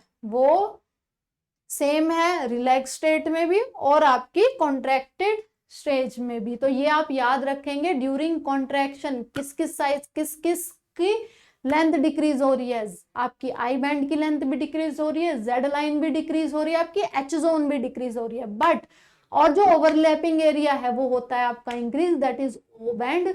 लेकिन जो आपका क्या चेंज नहीं होता, वो आपका होता है क्या, आपका ए बैंड की लेंथ डिक्रीज नहीं हो रही होती है, राइट। ये सब हमने समझ लिया, इधर सारा देख लिया, व्हाइट और रेड मसल्स हमारी क्या होती हैं। अब हम बात करेंगे आपके स्केलेटल सिस्टम की, तो स्केलेटल सिस्टम की हम बात करेंगे, तो चलो स्केलेटल सिस्टम तो स्टार्ट करते हैं। Skeletal system consists of framework of bones and few cartilage. This system has significant role in movement shown by bodies. Imagine chewing of food without jaw bones and walking around without limbs. तो मतलब क्या समझे कि जो हमारा skeletal system है ये एक framework कर रहा है बॉडी में, अगर आपकी बोन्स ही नहीं होंगी तो आप जैसे ये च्यूइंग करते हैं विदाउट बोन्स क्या कर सकते हैं, आप लिम्स का जो मूवमेंट कर रहे हैं विदाउट बोन्स, आई थिंक ये पॉसिबल हो पाता। तो यही एनसीईआरटी में समझाने की कोशिश की गई है कि जो स्केलेटल सिस्टम है आपका, उसका जो बोन्स हमारी हैं, हमारी डिफरेंट बॉडी में 206 बोन्स हैं, उनका क्या रोल्स है, किस तरीके से ये स्केलेटल सिस्टम बना हुआ है वो हम अब पढ़ेंगे, राइट। तो देखो जो आपकी बोन है and cartilage are specialised connective tissue, आपका बोन और कार्टिलेज स्पेशलाइज्ड कनेक्टिव टिश्यू है। जो बोन है उसमें आप हार्ड मैट्रिक्स देते हैं क्योंकि उसमें कैल्शियम सॉल्ट का डिपोजिशन होता है और वो स्लाइटली प्लाइएबल उसकी मैट्रिक्स होती है ड्यू टू कॉन्ड्रिन सॉल्ट, जो लेटर है हमारा, जो हमारा हम कार्टिलेज की बात कर रहे हैं, तो जो हमारी बोन और कार्टिलेज की यहाँ पे बात की गई है, तो बोन हमारी हार्ड होती है, राइट, और जो बोन होती है हमारी, हम प्लाइबल नहीं होती, बल्कि जो कार्टिलेज होता है वो आपका प्लाइबल होता है। ये यहाँ पे बताया गया है कि bone and cartilage are specialised connective tissue. जो बोन होती है उसमें हार्ड मैट्रिक्स होती है, किस वजह से, कैल्शियम सॉल्ट्स होते हैं, और जो लेटर हम कार्टिलेज की बात कर रहे हैं उसकी प्लाइबल मैट्रिक्स होती है क्योंकि उसमें कॉन्ड्रिन सॉल्ट्स होते हैं। In human beings this system is made up of 206 bone, few cartilages and few cartilages. It is grouped into two principal division, axial and appendicular skeletal. तो क्या मतलब हुआ, तो देखो जो पूरा ये सिस्टम है स्केलेटल सिस्टम, ये दो डिवीजन में डिवाइडेड है। कैसे कि एक्सियल सिस्टम, ये जो हमारा पूरा है ये पूरा एक्सियल यानी कि सेंट्रल सिस्टम है, और ये जो हमारे लिम्स हो गए ये हमारे अपेंडिकुलर सिस्टम में आ जाते हैं। ये जो 206 बोन्स हैं इनको किस तरीके से हमने अरेंज करा हुआ है वो हम बताते हैं, right.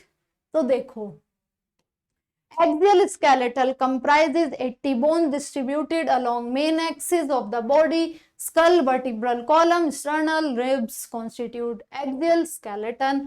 The skull is composed of two sets of bones, cranial and facial, that total to 22 bone, right. तो देखो जो हमारा एक्सियल स्केलेटल सिस्टम होता है उसमें कितनी 80 आपकी बोन्स होती हैं, और जो हमारा एक्सियल की बात करें जो हमारा अपेंडिकुलर होता है उसमें कितनी होती हैं आपकी 126 बोन्स होती हैं। इसी तरीके से 206 बोन कहलाई, राइट। तो देखो यहाँ पे क्या बता रहे हैं कि जो हमारा एक्सियल सिस्टम होता है उसके axial system comprises of 80 bone distributed along main axis, the skull, vertebral column, sternum, ribs आपका कॉन्स्टिट्यूट करता है एक्सियल सिस्टम। तो जो आपका स्कल हो गया, आपके स्टर्नम हो गए, रिब्स हो गए, राइट, और जो आपका पूरा वर्टिब्रल कॉलम्स हो गए, vertebral column, skull, sternum, ribs, ये कॉन्स्टिट्यूट कर रहा है आपका एक्सियल वर्टिब्रल कॉलम और axial skeletal system, axial skeletal system बोला जाएगा, राइट। जो स्कल है उसमें कितनी, जिसमें 2 बोन्स से मिलकर बना होता है वो क्रेनियल और फेशियल। क्रेनियल बोन्स हमारी और फेशियल आपको पता है 14 बोन्स होती हैं फेशियल बोन्स, राइट। तो वही सारी चीजें यहाँ पे बताई हुई है कि जो हमारी क्रेनियल बोन्स आपने पढ़ा होगा वो 8 होती हैं और 14 होती हैं हमारी फेशियल बोन्स। तो टोटल कितनी हो गई हमारी बोन्स स्कल में, हमारी हो गई 22 bones, right. The cranial bones 8 in number, देखो यहाँ पे बोला हुआ है, they form the hard protective outer covering cranium for the brain. जो क्रेनियल बोन्स होती हैं वो हार्ड प्रोटेक्टिव कवरिंग हमारी जो ये ब्रेन होता है इसकी बना रही होती है, राइट, वही बोला गया है।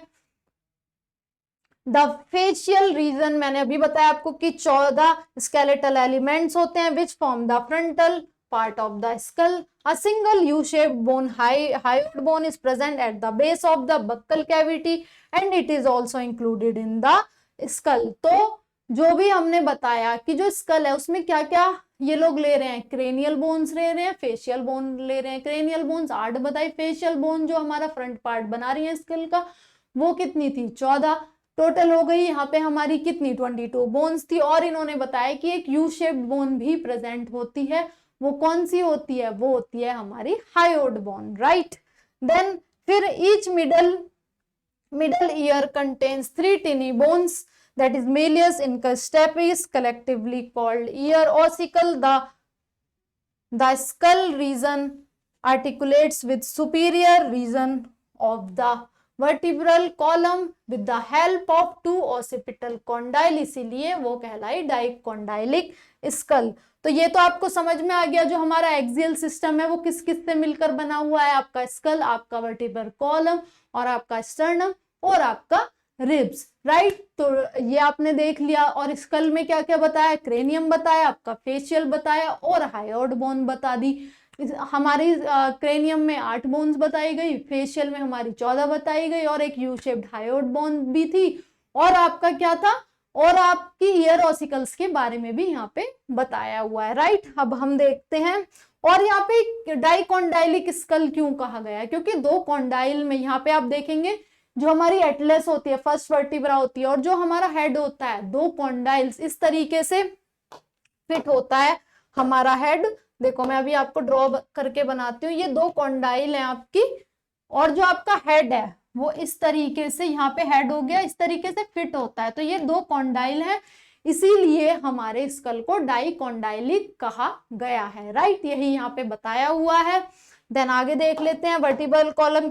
अभी हमने स्कल के बारे में तो देख लिया, वर्टिब्रल कॉलम के बारे में देखते हैं। अवर वर्टिब्रल कॉलम जो कि 17.7 फिगर में बताया गया है, formed of 29 serially arranged units called vertebrae, dorsally placed हैं ये। It extend from the base of the skull and constitute the main framework of the trunk।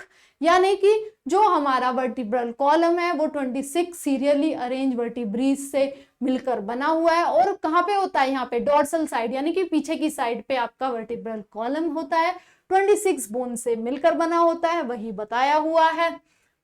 Each vertebrae has hollow trunk portion, neural canal through which spinal cord passes। यानी कि जो भी vertebrae हैं आपकी ये, उनके पास हॉलो पार्ट होता है जिसके थ्रू आपका स्पाइनल कॉर्ड जा रहा होता है, right. Then first vertebrae is atlas, अभी मैंने आपको बताया, is articulate with occipital condyles. The vertebral column differentiated into cervical 7 होती हैं, थोरेसिक 12 होती हैं, लुम्बर 5 होती है, सैक्रल 1 होती है, कोक्साइजियल भी एक ही होती है, स्टार्टिंग फ्रॉम द स्कल। तो अब आप देखिए कि जो आपकी ये वर्टिब्रा है ये किस तरीके से बनी हुई हैं, वो बताया हुआ है कि जो आपकी सर्वाइकल होती है वो होती है कितनी 7, आपकी सैक्रल 1, कॉक्सिजियल भी आपकी 1 होती है, ये बताया हुआ है। और आपकी जो थोरेसिक होती हैं वो 12 होती हैं, और थोरेसिक 12 हो गई आपकी, राइट। लुम्बर आपकी हो गई 5। यहाँ पे लिखा हुआ है, इसका एक फॉर्मूला होता है, आप इसको ऐसे लिख सकते हैं। इधर पे जो बोला गया कि C7 यानी कि सर्वाइकल आपकी हो गई 7, थोरेसिक हो गई आपकी 12, लुम्बर हो गई आपकी 5, जो आपकी सैकरोलो होती है वो एक फ्यूज होती है, और जो कॉक्साइजियल होती है आपकी वो भी आपकी होती है 1, राइट। तो 26 सीरियली अरेंज आपकी ये बोन्स होती है, ये बताया गया है, राइट। देखते हैं डायग्राम से भी समझेंगे, राइट। तो सर्वाइकल 7, थोरेसिक आपकी 12, लुम्बर 5, सैक्रल 1 और आपकी कॉक्सिजियल भी आपकी 1 होती है, राइट। देन देखते हैं आपका कि the number of cervical vertebrae are 7 in almost all mammals including human beings. Vertebral column protects spinal cord, supports the head, serves as the point of attachment of the ribs and musculature of the back. तो जो आपका vertebral column होता है वो आपको protect कर रहा होता है, क्या आपकी स्पाइनल कॉर्ड को प्रोटेक्ट कर रहा होता है, राइट। सपोर्ट कर रहा होता है आपके हेड को, serve as the point of attachment for the ribs and musculature of back. तो जो हमारा ये पूरा वर्टिब्रल कॉलम है, आप बताया मैंने, सपोर्ट कर रहा है आपकी किसको, रिब्स को, और आपकी बॉडी को पूरा प्रॉपर सपोर्ट दिया जा रहा है, रिब्स के अटैचमेंट के लिए भी रेस्पॉन्सिबल है। और इनकरेजमेंट हमने देख ही लिया कि वर्टिब्रल कॉलम में जो बोन्स होती हैं किस तरीके से अरेंज होती है, सर्वाइकल में 7 हो रही होती हैं, थोरेसिक में 12 हो रही होती हैं, लुम्बर में 5, सैक्रम में 1 और कॉक्सिजियल में भी 1 हो रही होती है। अब हम बात कर लेते हैं स्टर्नम की। Sternum is a flat bone on the vertebral mid line. आप वेंट्रल मिड लाइन में अगर देखेंगे तो आप क्या पाएंगे, आप पाएंगे कि जो आपका वेंट्रली अरेंज है वो है स्टर्नम। आप ये मिड लाइन पे अगर देखें तो डॉर्सली तो आपकी वर्टिब्रल कॉलम हो गया, वेंट्रली आपका क्या है, आपका स्टर्नम है, राइट। तो देखो, there are 12 pair of ribs, each rib is a thin flat bone connected dorsally to the vertebral column and ventrally to the sternum. It has two articulating surface on its dorsal end, hence called bicephalic. अब इसका क्या मतलब हुआ, जो हमारे ribs हैं वो 12 pairs हैं। तो रिब्स जो होते हैं हमारे वेंट्रली तो कनेक्टेड होते हैं किससे, हमारे स्टर्नम से, डोर्सली कनेक्टेड होते हैं वो हमारे वर्टिब्रल कॉलम से। तो ये 2 अटैचमेंट हो गए ना आपके, तो इसीलिए ये क्या कहलाए, आपके बाइसेफेलिक कहलाए, वही यहाँ पे बताया हुआ है। द फर्स्ट 7 रिब्स वो कहलाएंगे ट्रू रिब्स। अब उन्हें ट्रू रिब्स क्यों कहा गया, क्योंकि वो डॉर्सली अटैच्ड हैं थोरेसिक वर्टिब्री से और वेंट्रली कनेक्टेड हैं स्टर्नम से with the help of hyaline cartilage. मतलब जो फर्स्ट 7 पेयर्स ऑफ आपके रिब्स होते हैं वो कहलाते हैं ट्रू रिब्स। ट्रू रिब्स क्यों कहा, क्योंकि मैंने आपको बताया जो 12 पेयर ऑफ रिब्स होते हैं वो कहीं ना कहीं आपकी कनेक्टेड होते हैं ventrally to the sternum, dorsally आपका किससे, वर्टिब्रल कॉलम से। जो 7 पेयर्स हैं उन्हें कहलाया ट्रू। ट्रू इसलिए कहलाया जो 7 पेयर्स हैं ये प्रॉपरली कनेक्टेड होते हैं वेंट्रली किससे, आपके स्टर्नम से, और डॉर्सली आपके कनेक्टेड होते हैं किससे, वर्टिब्रल आपके कॉलम से। तो ये कहलाए आपके ट्रू रिब्स, राइट। देन देखते हैं 8th, 9th और 10th pairs of ribs do not articulate directly with the sternum but join 7th rib with the help of hyaline cartilage. These are called vertebrochondral ribs, vertebrochondral ribs और false ribs. मतलब क्या हुआ, मतलब ये हुआ कि जो आपका 8th और 9th और 10th जो आपके रिब्स हैं वो डायरेक्टली आर्टिकुलेट नहीं करते आपके स्टर्नम से वेंट्रली, बट जो हाइलिन कार्टिलेज है किसकी, आपके जो हाइलिन कार्टिलेज है 7th रिब की, उससे बाइंड कर रहे होते हैं। मतलब कि वो डायरेक्टली बाइंड नहीं होते आपके वेंट्रली स्टर्नम से, बल्कि हाइलिन कार्टिलेज जो है 7th रिब की उससे बाइंड करते हैं, इसीलिए उनको हम कहते हैं फॉल्स रिब्स। ये भी आप याद रखें क्योंकि आपके एग्जाम में पूछ लिया जाएगा। Last two pairs of ribs, that is 11th or 12th pair of ribs, are not connected ventrally, therefore called floating ribs. Thoracic vertebra, ribs and sternum together form a rib cage. ये हमने respiration वाले chapter में भी पढ़ा था। तो अब जो last two pairs of ribs होते हैं, जो कि आपके 11th और 12th हैं, वो कनेक्टेड नहीं होते। कैसे? नॉट कनेक्टेड वेंट्रली, देयरफॉर उनको कहेंगे हम फ्लोटिंग रिब्स। इसमें क्या हो रहा था? पहले फर्स्ट 7 पेयर्स हमने देखे, ट्रू रिब्स देखे, देन हमने 8, 9, 10th में क्या देखा कि वो 7th जो हमारी रिब्स है उसके हाइलिन कार्टिलेज से कनेक्टेड है, डायरेक्टली कनेक्टेड नहीं है। किससे? आपके स्टर्नम से। तो इसलिए वो कहलाए फॉल्स रिब्स। बस कनेक्टेड तो थे ना, लेकिन आप अगर आप देखें कि ये जो है आपके 11th और 12th जो रिब्स हैं वो क्या है? वो आपके कनेक्टेड ही नहीं है स्टर्नम से, तो वो क्या कहलाएंगे आपके? वो आपके फ्लोट हो रहे हैं रिब्स, तो उनको हम फ्लोटिंग रिब्स कहते हैं। The bones of limbs along with their ग्रिडल constitute, और ऊपर से रिब केज की बात भी बताई गई है कि रिब केज हमने बोला था ना, किस किस से मिलकर बना हुआ है हमारा रिब केज? आपका रिब्स हो गया, आपके स्टर्नम हो गया, राइट। और क्या क्या है? रिब केज कैसे कहा है हमने? Thoracic vertebrae, ribs, sternum together constitute a rib cage, यानी कि आपका स्टर्नम, आपके रिब्स और थोरेसिक वर्टिब्री ये मिलकर क्या बना रहे हैं? ये मिलकर आपका बना रहे हैं रिब केज, राइट। तो देखो, तो bones of limbs along with girdle constitute appendicular system. Each limb is made up of 30 bones. The bones of the hands, ये आपका लिम्ब का आप रिब केज का भी डायग्राम देख सकते हैं कि रिब केज हमने कैसे कैसे बनाया। सारी थोरेसिक वर्टिब्री, आपका स्टर्नम और आपका रिब्स ये मिलकर आपका बना रहा है क्या? रिब केज बना रहा है, राइट। तो आप देख सकते हैं रिब केज का डायग्राम। अब ये कह रहे हैं कि अपेंडिकुलर सिस्टम किसे कहा गया? अपेंडिकुलर सिस्टम कहा गया किसका? रिब। अपेंडिकुलर सिस्टम में क्या क्या आ जाता है? आपकी सारी गर्डल्स और आपकी क्या आ जाती हैं? सारी जो बोन्स हैं लिम्ब की वो आ जाती हैं आपकी अपेंडिकुलर सिस्टम में। तो देखते हैं, उसके बारे में भी सारा बताया गया है। अभी हम ये सारा डिस्कस करेंगे, राइट। सारी चीजें डिस्कस करेंगे जो भी हमारी हैं।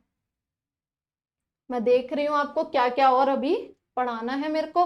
रिब केज के बारे में हमने डिस्कस कर लिया। चलो अब स्टार्ट करते हैं पूरा ये जो भी सारा है उसके बारे में, राइट। कि जो हमारा अपेंडिकुलर सिस्टम है उसमें जो लिम्स हैं हमारे, 4 लिम्स हो गए, हाइंड लिम्स हो गए, उनको हम किस तरीके से क्लासिफाई कर रहे हैं या बोन्स का अरेंजमेंट किस तरीके से है, राइट।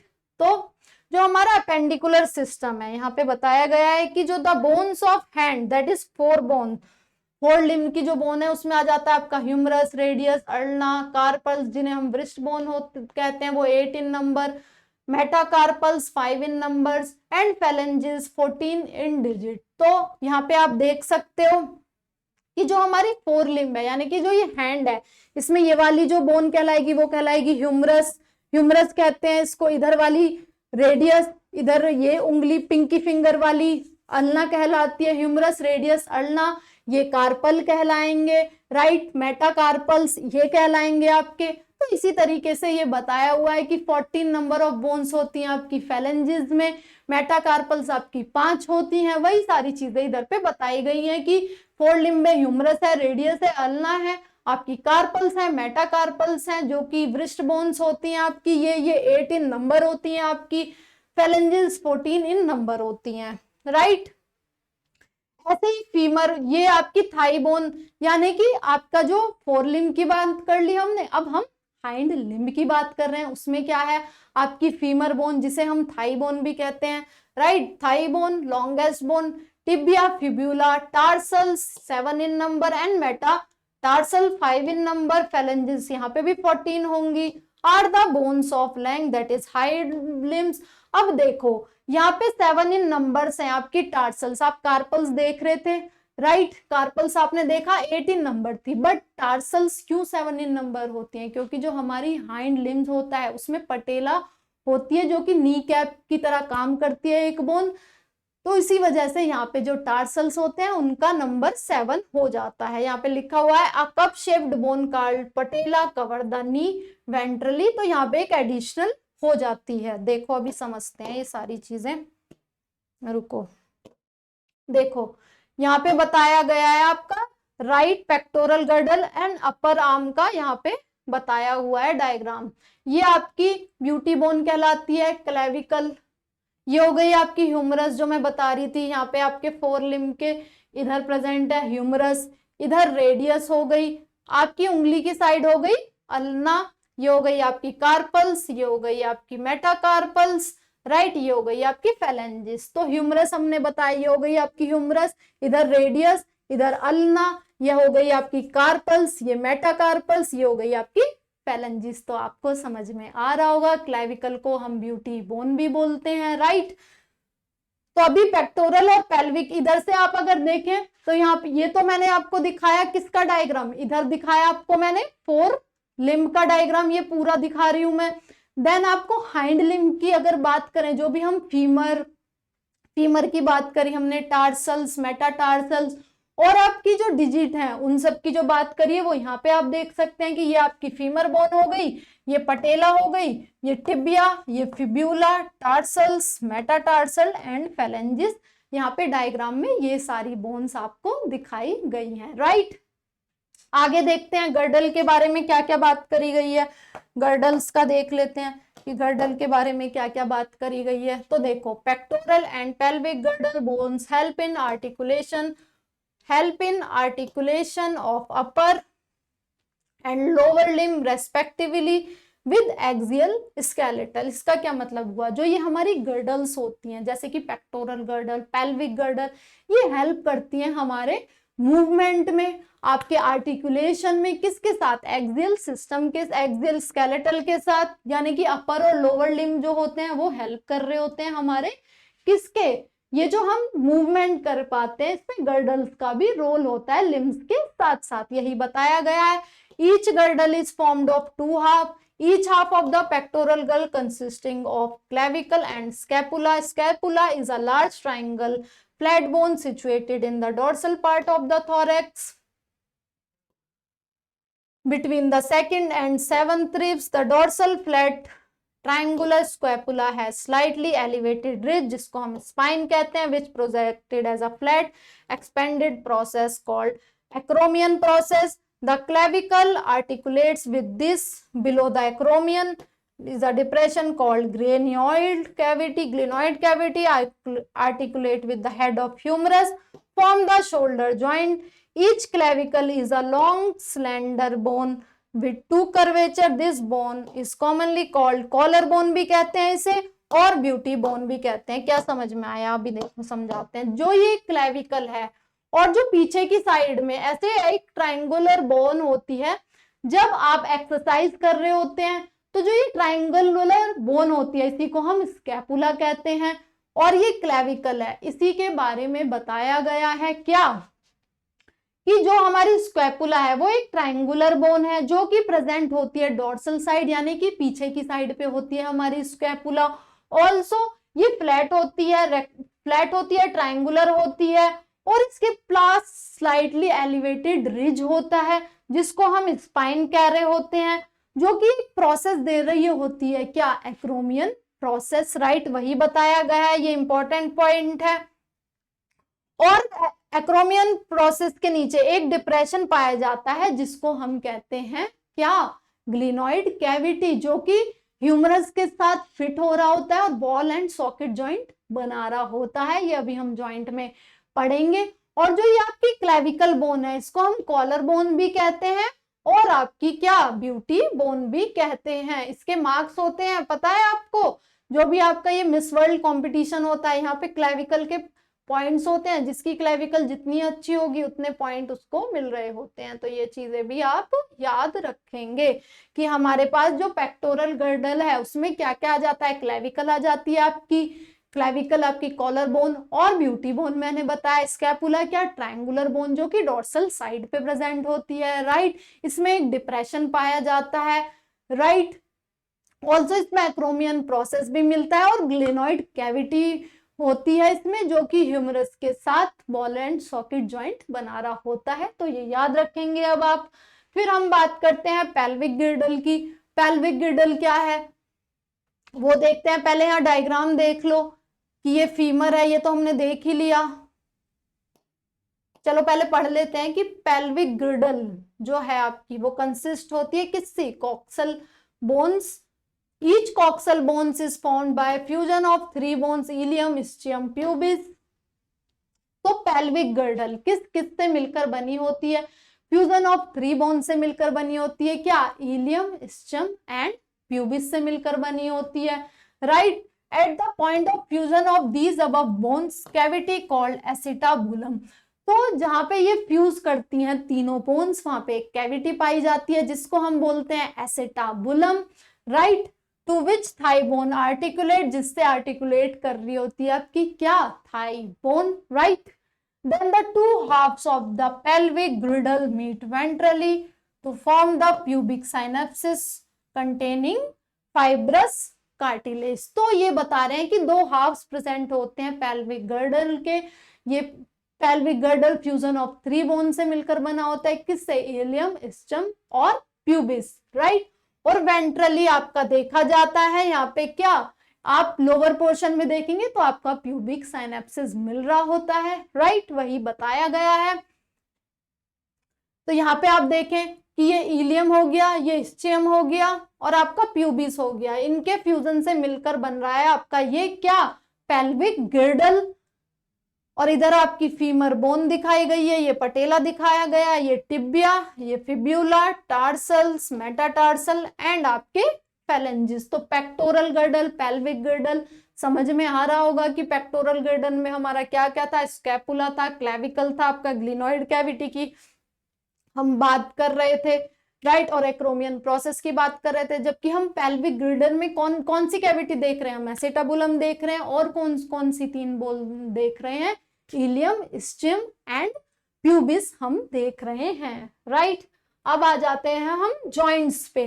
अब बात करेंगे कि जॉइंट्स का क्या रोल है, क्या क्या होते हैं जॉइंट्स, राइट, देखते हैं, चलो रुको।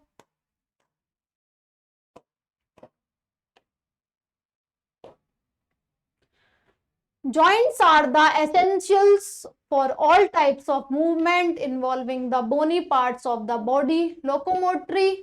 Locomotory movements are no exception to this. अब ये बोल रहे हैं कि joints क्या हैं, give me a minute student।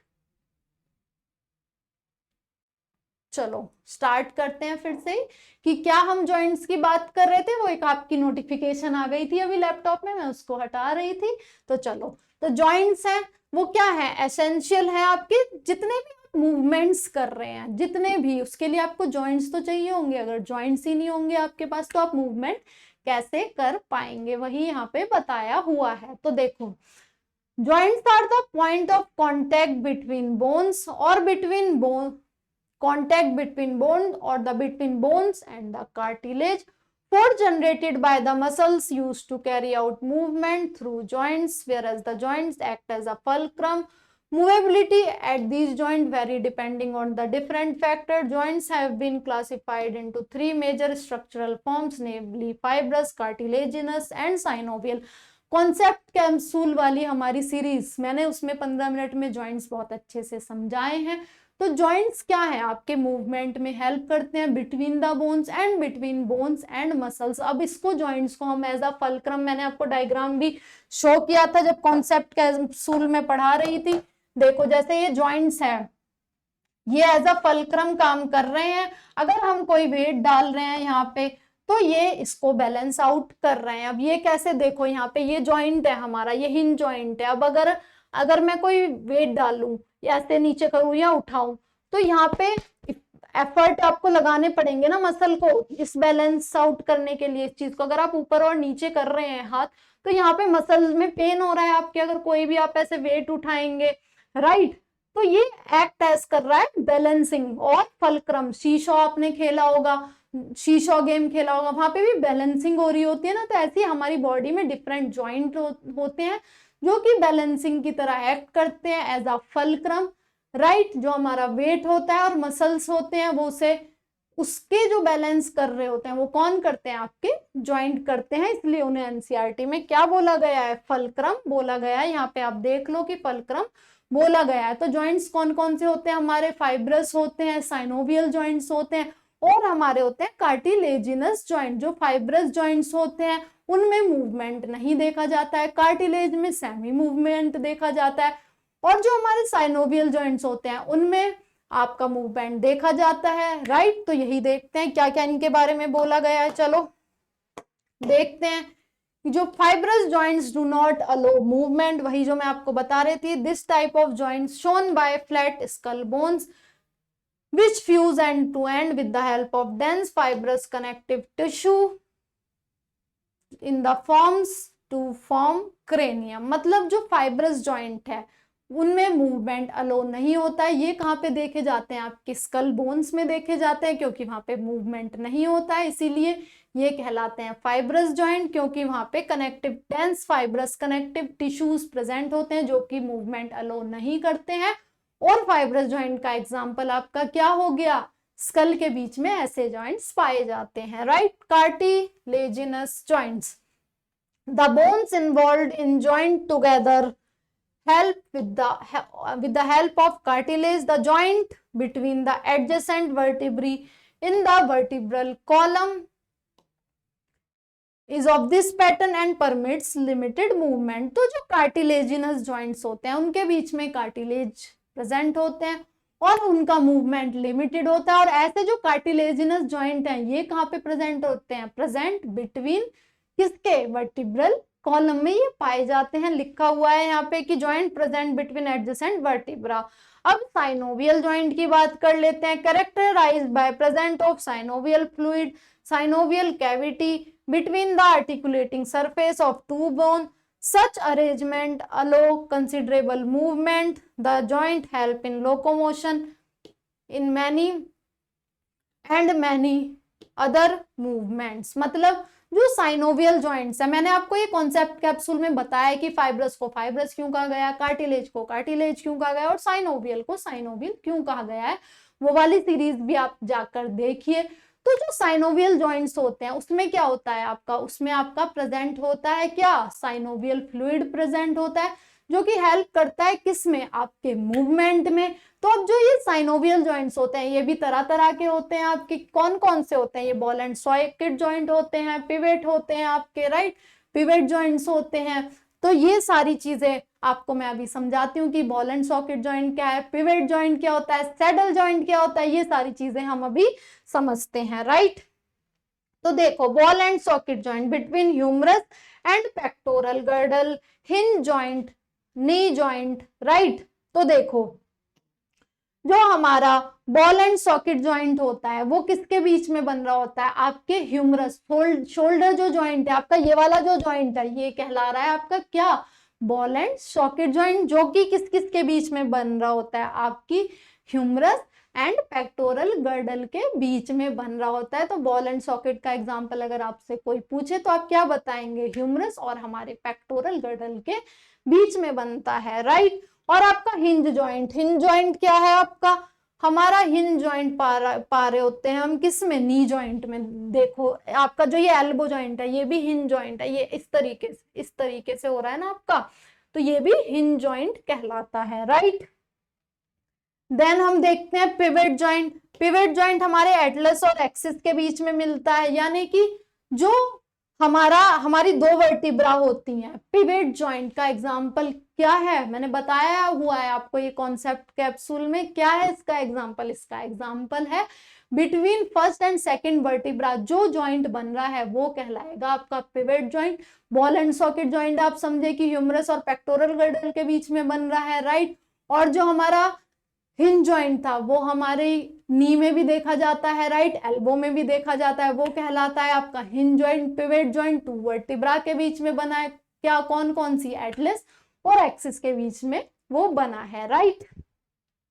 Then gliding joint, ये कहाँ पे मिलता है, बिटवीन कार्पल्स, और saddle joint between carpals and metacarpals. ये सारे एग्जांपल हो गए जॉइंट्स के। हमने कौन कौन से जॉइंट देख लिए, बॉल एंड सॉकेट देख लिया, हिंज भी हमने समझ लिया, पिवेट भी हमने समझ लिया। अब हम बात करें ग्लाइडिंग जॉइंट, जो आपकी ये होती हैं कार्पल्स होते हैं, इनके बीच में जो जॉइंट प्रेजेंट होता है वो कहलाता है ग्लाइडिंग जॉइंट। सैडल जॉइंट कौन सा होता है? सैडल जॉइंट होता है ये, आप यहाँ पे देखेंगे ना इस तरीके से एक जॉइंट मिलेगा, ये मेटाकार्पल और कार्पल्स के बीच में बनता है, किसकी? थंब की। स्टूडेंट ये बहुत इंपॉर्टेंट है, ये एमसीक्यू में पूछा जाता है, तो सैडल जॉइंट आप याद रखें बिल्कुल अच्छे से कि किस किस के बीच में मिलता है, carpals and metacarpals of thumb, right. Then ये हो गए इसके एग्जाम्पल, ये सारे हो गए हमारे जॉइंट। अब हम बात करते हैं डिसऑर्डर के बारे में। तो आपको ये सारे जॉइंट समझ में आ गए होंगे कि क्या क्या जॉइंट्स हमने समझे कि ball and socket, pivot joint, saddle joint, gliding joint और हमारा हिंज जॉइंट, और कैसे कैसे इन्हें क्लासिफाई करा कि फाइब्रस जॉइंट में मूवमेंट नहीं देख रहे थे हम, कार्टिलेज में हम कैसा, हम लिमिटेड मूवमेंट देख रहे थे, और जो हमारा ये था क्या बोलते हैं इसको, साइनोवियल जॉइंट्स थे, यहाँ पे आपका मूवमेंट दिख रहा था, तो इसलिए इनको हम मूवेबल जॉइंट भी बोलते हैं। अब हम चैप्टर के लास्ट पे आ चुके हैं, क्या क्या हमें समझना है? हमें समझना है डिसऑर्डर की डिसऑर्डर क्या क्या है। तो डिसऑर्डर देखते हैं अपने कि डिसऑर्डर्स क्या हैं हमारे, राइट। तो डिसऑर्डर्स पे आ जाते हैं कि क्या क्या डिसऑर्डर्स हैं हमारे। तो देखो सबसे पहले हमारा डिसऑर्डर है माइस्थेनिया ग्रेविस। ये क्या है? ये रुको, give me a minute. Disorder of muscular and skeletal system. Myasthenia gravis, autoimmune disorder affecting neuromuscular junction leading to fatigue, weakening and paralysis of skeletal muscle। याद रखेंगे माइस्थेनिया ग्रेविस एक autoimmune disorder है जिसमें आपका न्यूरोमस्कुलर जंक्शन अफेक्ट हो जाता है। कैसे? अब देखो, अगर आपका न्यूरोमस्कुलर जंक्शन अफेक्ट हो जाएगा तो रिसेप्टर्स हैं वो काम नहीं कर पाएंगे, राइट। तो आपका जो मसल्स का पूरा कॉन्ट्रैक्शन वाला प्रोसेस था वो नहीं हो पाएगा, जो मैं आपको अभी पढ़ा रही थी। तो मसल्स थक जाएंगी, फटीग हो जाएगा, वीकनिंग हो जाएगी, पैरालिसिस ऑफ स्केलेटल मसल्स हो जाएगा। क्यों? क्योंकि जो रिसेप्टर्स हैं उसमें एंटीबॉडीज अगर वो आ जाएं तो वो अपने ही सेल अपने आप को हार्म करने लगेंगे, ऑटो इम्यूनिटी हो जाएगी, न्यूरोमस्कुलर जंक्शन यहाँ पे अफेक्ट हो जाएगा, मसल्स का कॉन्ट्रैक्शन नहीं होगा, तो पैरालिसिस ऑफ स्केलेटल मसल यहाँ पे हो जाएगा। वहीं यहाँ पे बताया हुआ है कि एक ऑटोइम्यून डिसऑर्डर है, अफेक्ट करता है आपका न्यूरोमस्कुलर जंक्शन जिसमें आपकी वीकनिंग हो जाती है, पैरालिसिस भी देखा जाता है स्केलेटल मसल्स का, और मसल्स का यहाँ पे स्केलेटल मसल्स की क्या हो जाती है, वीकनिंग भी देखने को मिलती है। याद रखें कि जो माइस्थेनिया ग्रेविस है हमारा, ये एक ऑटो इम्यून डिसऑर्डर है, राइट। अब muscular dystrophy, progressive degeneration of skeletal muscle due to genetic disorder. Means देखो डिस्ट्रोफिन प्रोटीन होता है, जो मसल्स हैं उनको भी कम्युनिकेशन के लिए चाहिए ना कुछ तो प्रोटीन होता है, डिस्ट्रोफिन प्रोटीन। यहाँ पे क्या होता है, इसका ये एक्टिविटी अपनी परफॉर्म नहीं कर पाता है, इसीलिए ये एक जेनेटिक डिसऑर्डर है। कौन सा? मस्कुलर डिस्ट्रोफी आपका कहलाएगा जेनेटिक डिसऑर्डर। तो यहाँ पे क्या हो रहा है आपका, यहाँ पे हो रहा है progressive degeneration of skeletal muscle, और इसी को हम जेनेटिक डिसऑर्डर कह रहे हैं। जेनेटिक डिसऑर्डर मैंने क्यों कहा? क्योंकि यहाँ पे मसल का कम्युनिकेशन नहीं हो पा रहा है। किस वजह से? यहाँ पे आपका जो डिस्ट्रोफिन प्रोटीन है जो कि आपका कम्युनिकेशन करा रहा है मसल्स के बीच में, वो अच्छे से वर्क नहीं कर रहा है, इसीलिए ये कहला रहा है आपका genetic disorder, that is muscular dystrophy. Myasthenia gravis ये है ऑटो इम्यून डिसऑर्डर। इन दोनों में बहुत कंफ्यूजन हो रहा होता है स्टूडेंट को, तो याद रखेंगे आपका मस्कुलर डिस्ट्रोफी जेनेटिक डिसऑर्डर है और माइस्थेनिया ग्रेविस आपका ऑटो इम्यून डिसऑर्डर है। अब बात करते हैं टिटेनी। ये क्या है? Rapid spasm in the muscle due to low calcium level in body fluid. तो अगर आपका कैल्शियम लेवल कम हो जाए, रैपिड स्पैज्म होने लग जाएंगे, किसमें? मसल में। यही डिसऑर्डर क्या कहलाता है? आपका टिटेनी, राइट। तो वाइल्ड कॉन्ट्रैक्शन होने लग जाएगा। फिर अर्थराइटिस। अर्थराइटिस तो आपको पता ही है, अर्थराइटिस क्या है? Inflammation of joints. अगर जॉइंट्स में इन्फ्लेमेशन होने लग जाए तो उसे हम कहलाएंगे क्या? Arthritis, right. देन ऑस्टियोपोरोसिस, ये है age related disorder characterized by decreased bone mass increase chance of fracture, decrease level of estrogen in is the common cause. मतलब जो ऑस्टियोपोरोसिस है आपका, आप इधर से देखें कि उसमें क्या है कि एज रिलेटेड डिसऑर्डर है। तो जो जो वुमेन होती हैं उनमें एस्ट्रोजन का लेवल कम हो जाता है, तो जो ऑस्टियोक्लास्ट होते हैं वो बोन्स को ही खाना शुरू कर देते हैं, तो ये फ्रैक्चर का कॉज भी होता है। इसलिए लिखा हुआ है कि characterize by decrease bone mass, increase chance of fracture, decrease level of estrogen इसका कॉमन कॉज है माय डियर स्टूडेंट। की ऑस्टियोपोरोसिस में आपकी जो बोन है उसको ऑस्टियोक्लोज खाने लग जाएंगे, ऑस्टियोक्लास्ट बोन को, तो आपका बोन मास डिक्रीज हो जाएगा, एस्ट्रोजन लेवल भी डिक्रीज हो रहा है, ऑस्टियोक्लास्ट बढ़ रहा है, तो इसीलिए ये फ्रैक्चर का कारण बन जाता है और ये एज रिलेटेड डिसऑर्डर है, यही कहलाता है ऑस्टियोपोरोसिस। लास्ट हमारा क्या है, गाउट। अगर इन्फ्लेमेशन हो रहा है आपका जॉइंट्स में due to deposition of uric acid crystal, जैसे कि कच्चे टमाटर खा रहे हैं आप तो उसमें यूरिक एसिड होता है, तो वो अच्छे से आपका एक्युमुलेट, अगर एक्युमुलेट हो जाए जॉइंट्स में तो वही कहलाएगा आपका क्या, गाउट। तो ये सारे डिसऑर्डर आपने समझे, उसकी वजह से भी जो डिपोजिशन हो रहा है यूरिक एसिड क्रिस्टल, तो इन्फ्लेमेशन हो रहा है आपका किसमें, जॉइंट्स में, राइट। तो यही कहलाया आपका गाउट, और इसको गाउटी अर्थराइटिस भी हम कहते हैं। तो हमने डिसऑर्डर में क्या क्या देख लिया, हमने माइस्थीनिया ग्रेविस देखा जो कि एक ऑटो इम्यून डिसऑर्डर था, मस्कुलर डिस्ट्रॉफी देखा जो कि एक जेनेटिक डिसऑर्डर है, देन हमने क्या देखा, टिटेनी देखी जिसमें रैपिड स्पाज्म हो रहे थे, आपका वाइल्ड कॉन्ट्रैक्शन हो रहा था मसल में, क्यों, क्योंकि आपका जो कैल्शियम लेवल है वो डिक्रीज कर जा रहा था। फिर उसके बाद हमने क्या क्या देखा, हमने देखा गाउट देखा, हमने ऑस्टियोपोरोसिस देखा, अर्थराइटिस देखा। तो ये सारे डिसऑर्डर हमारे स्केलेटल मसल्स के थे। सारी चीजें आपने समझी कि डिसऑर्डर किस तरीके से अफेक्ट कर रहे हैं। तो होप आपको ये जितना सारा भी सेशन मैंने आपको कराया है, जितना भी समझाया लोकोमोशन एंड मूवमेंट में, आपने समझा होगा। पहले हमने देखा कि मूवमेंट्स क्या थे, लोकोमोशन में क्या डिफरेंस था, वो सारी चीजें हमने देखी। हमने टाइप ऑफ मूवमेंट्स देखे, सीलियरली, अमोइबॉइड, फ्लैजेलर मूवमेंट्स।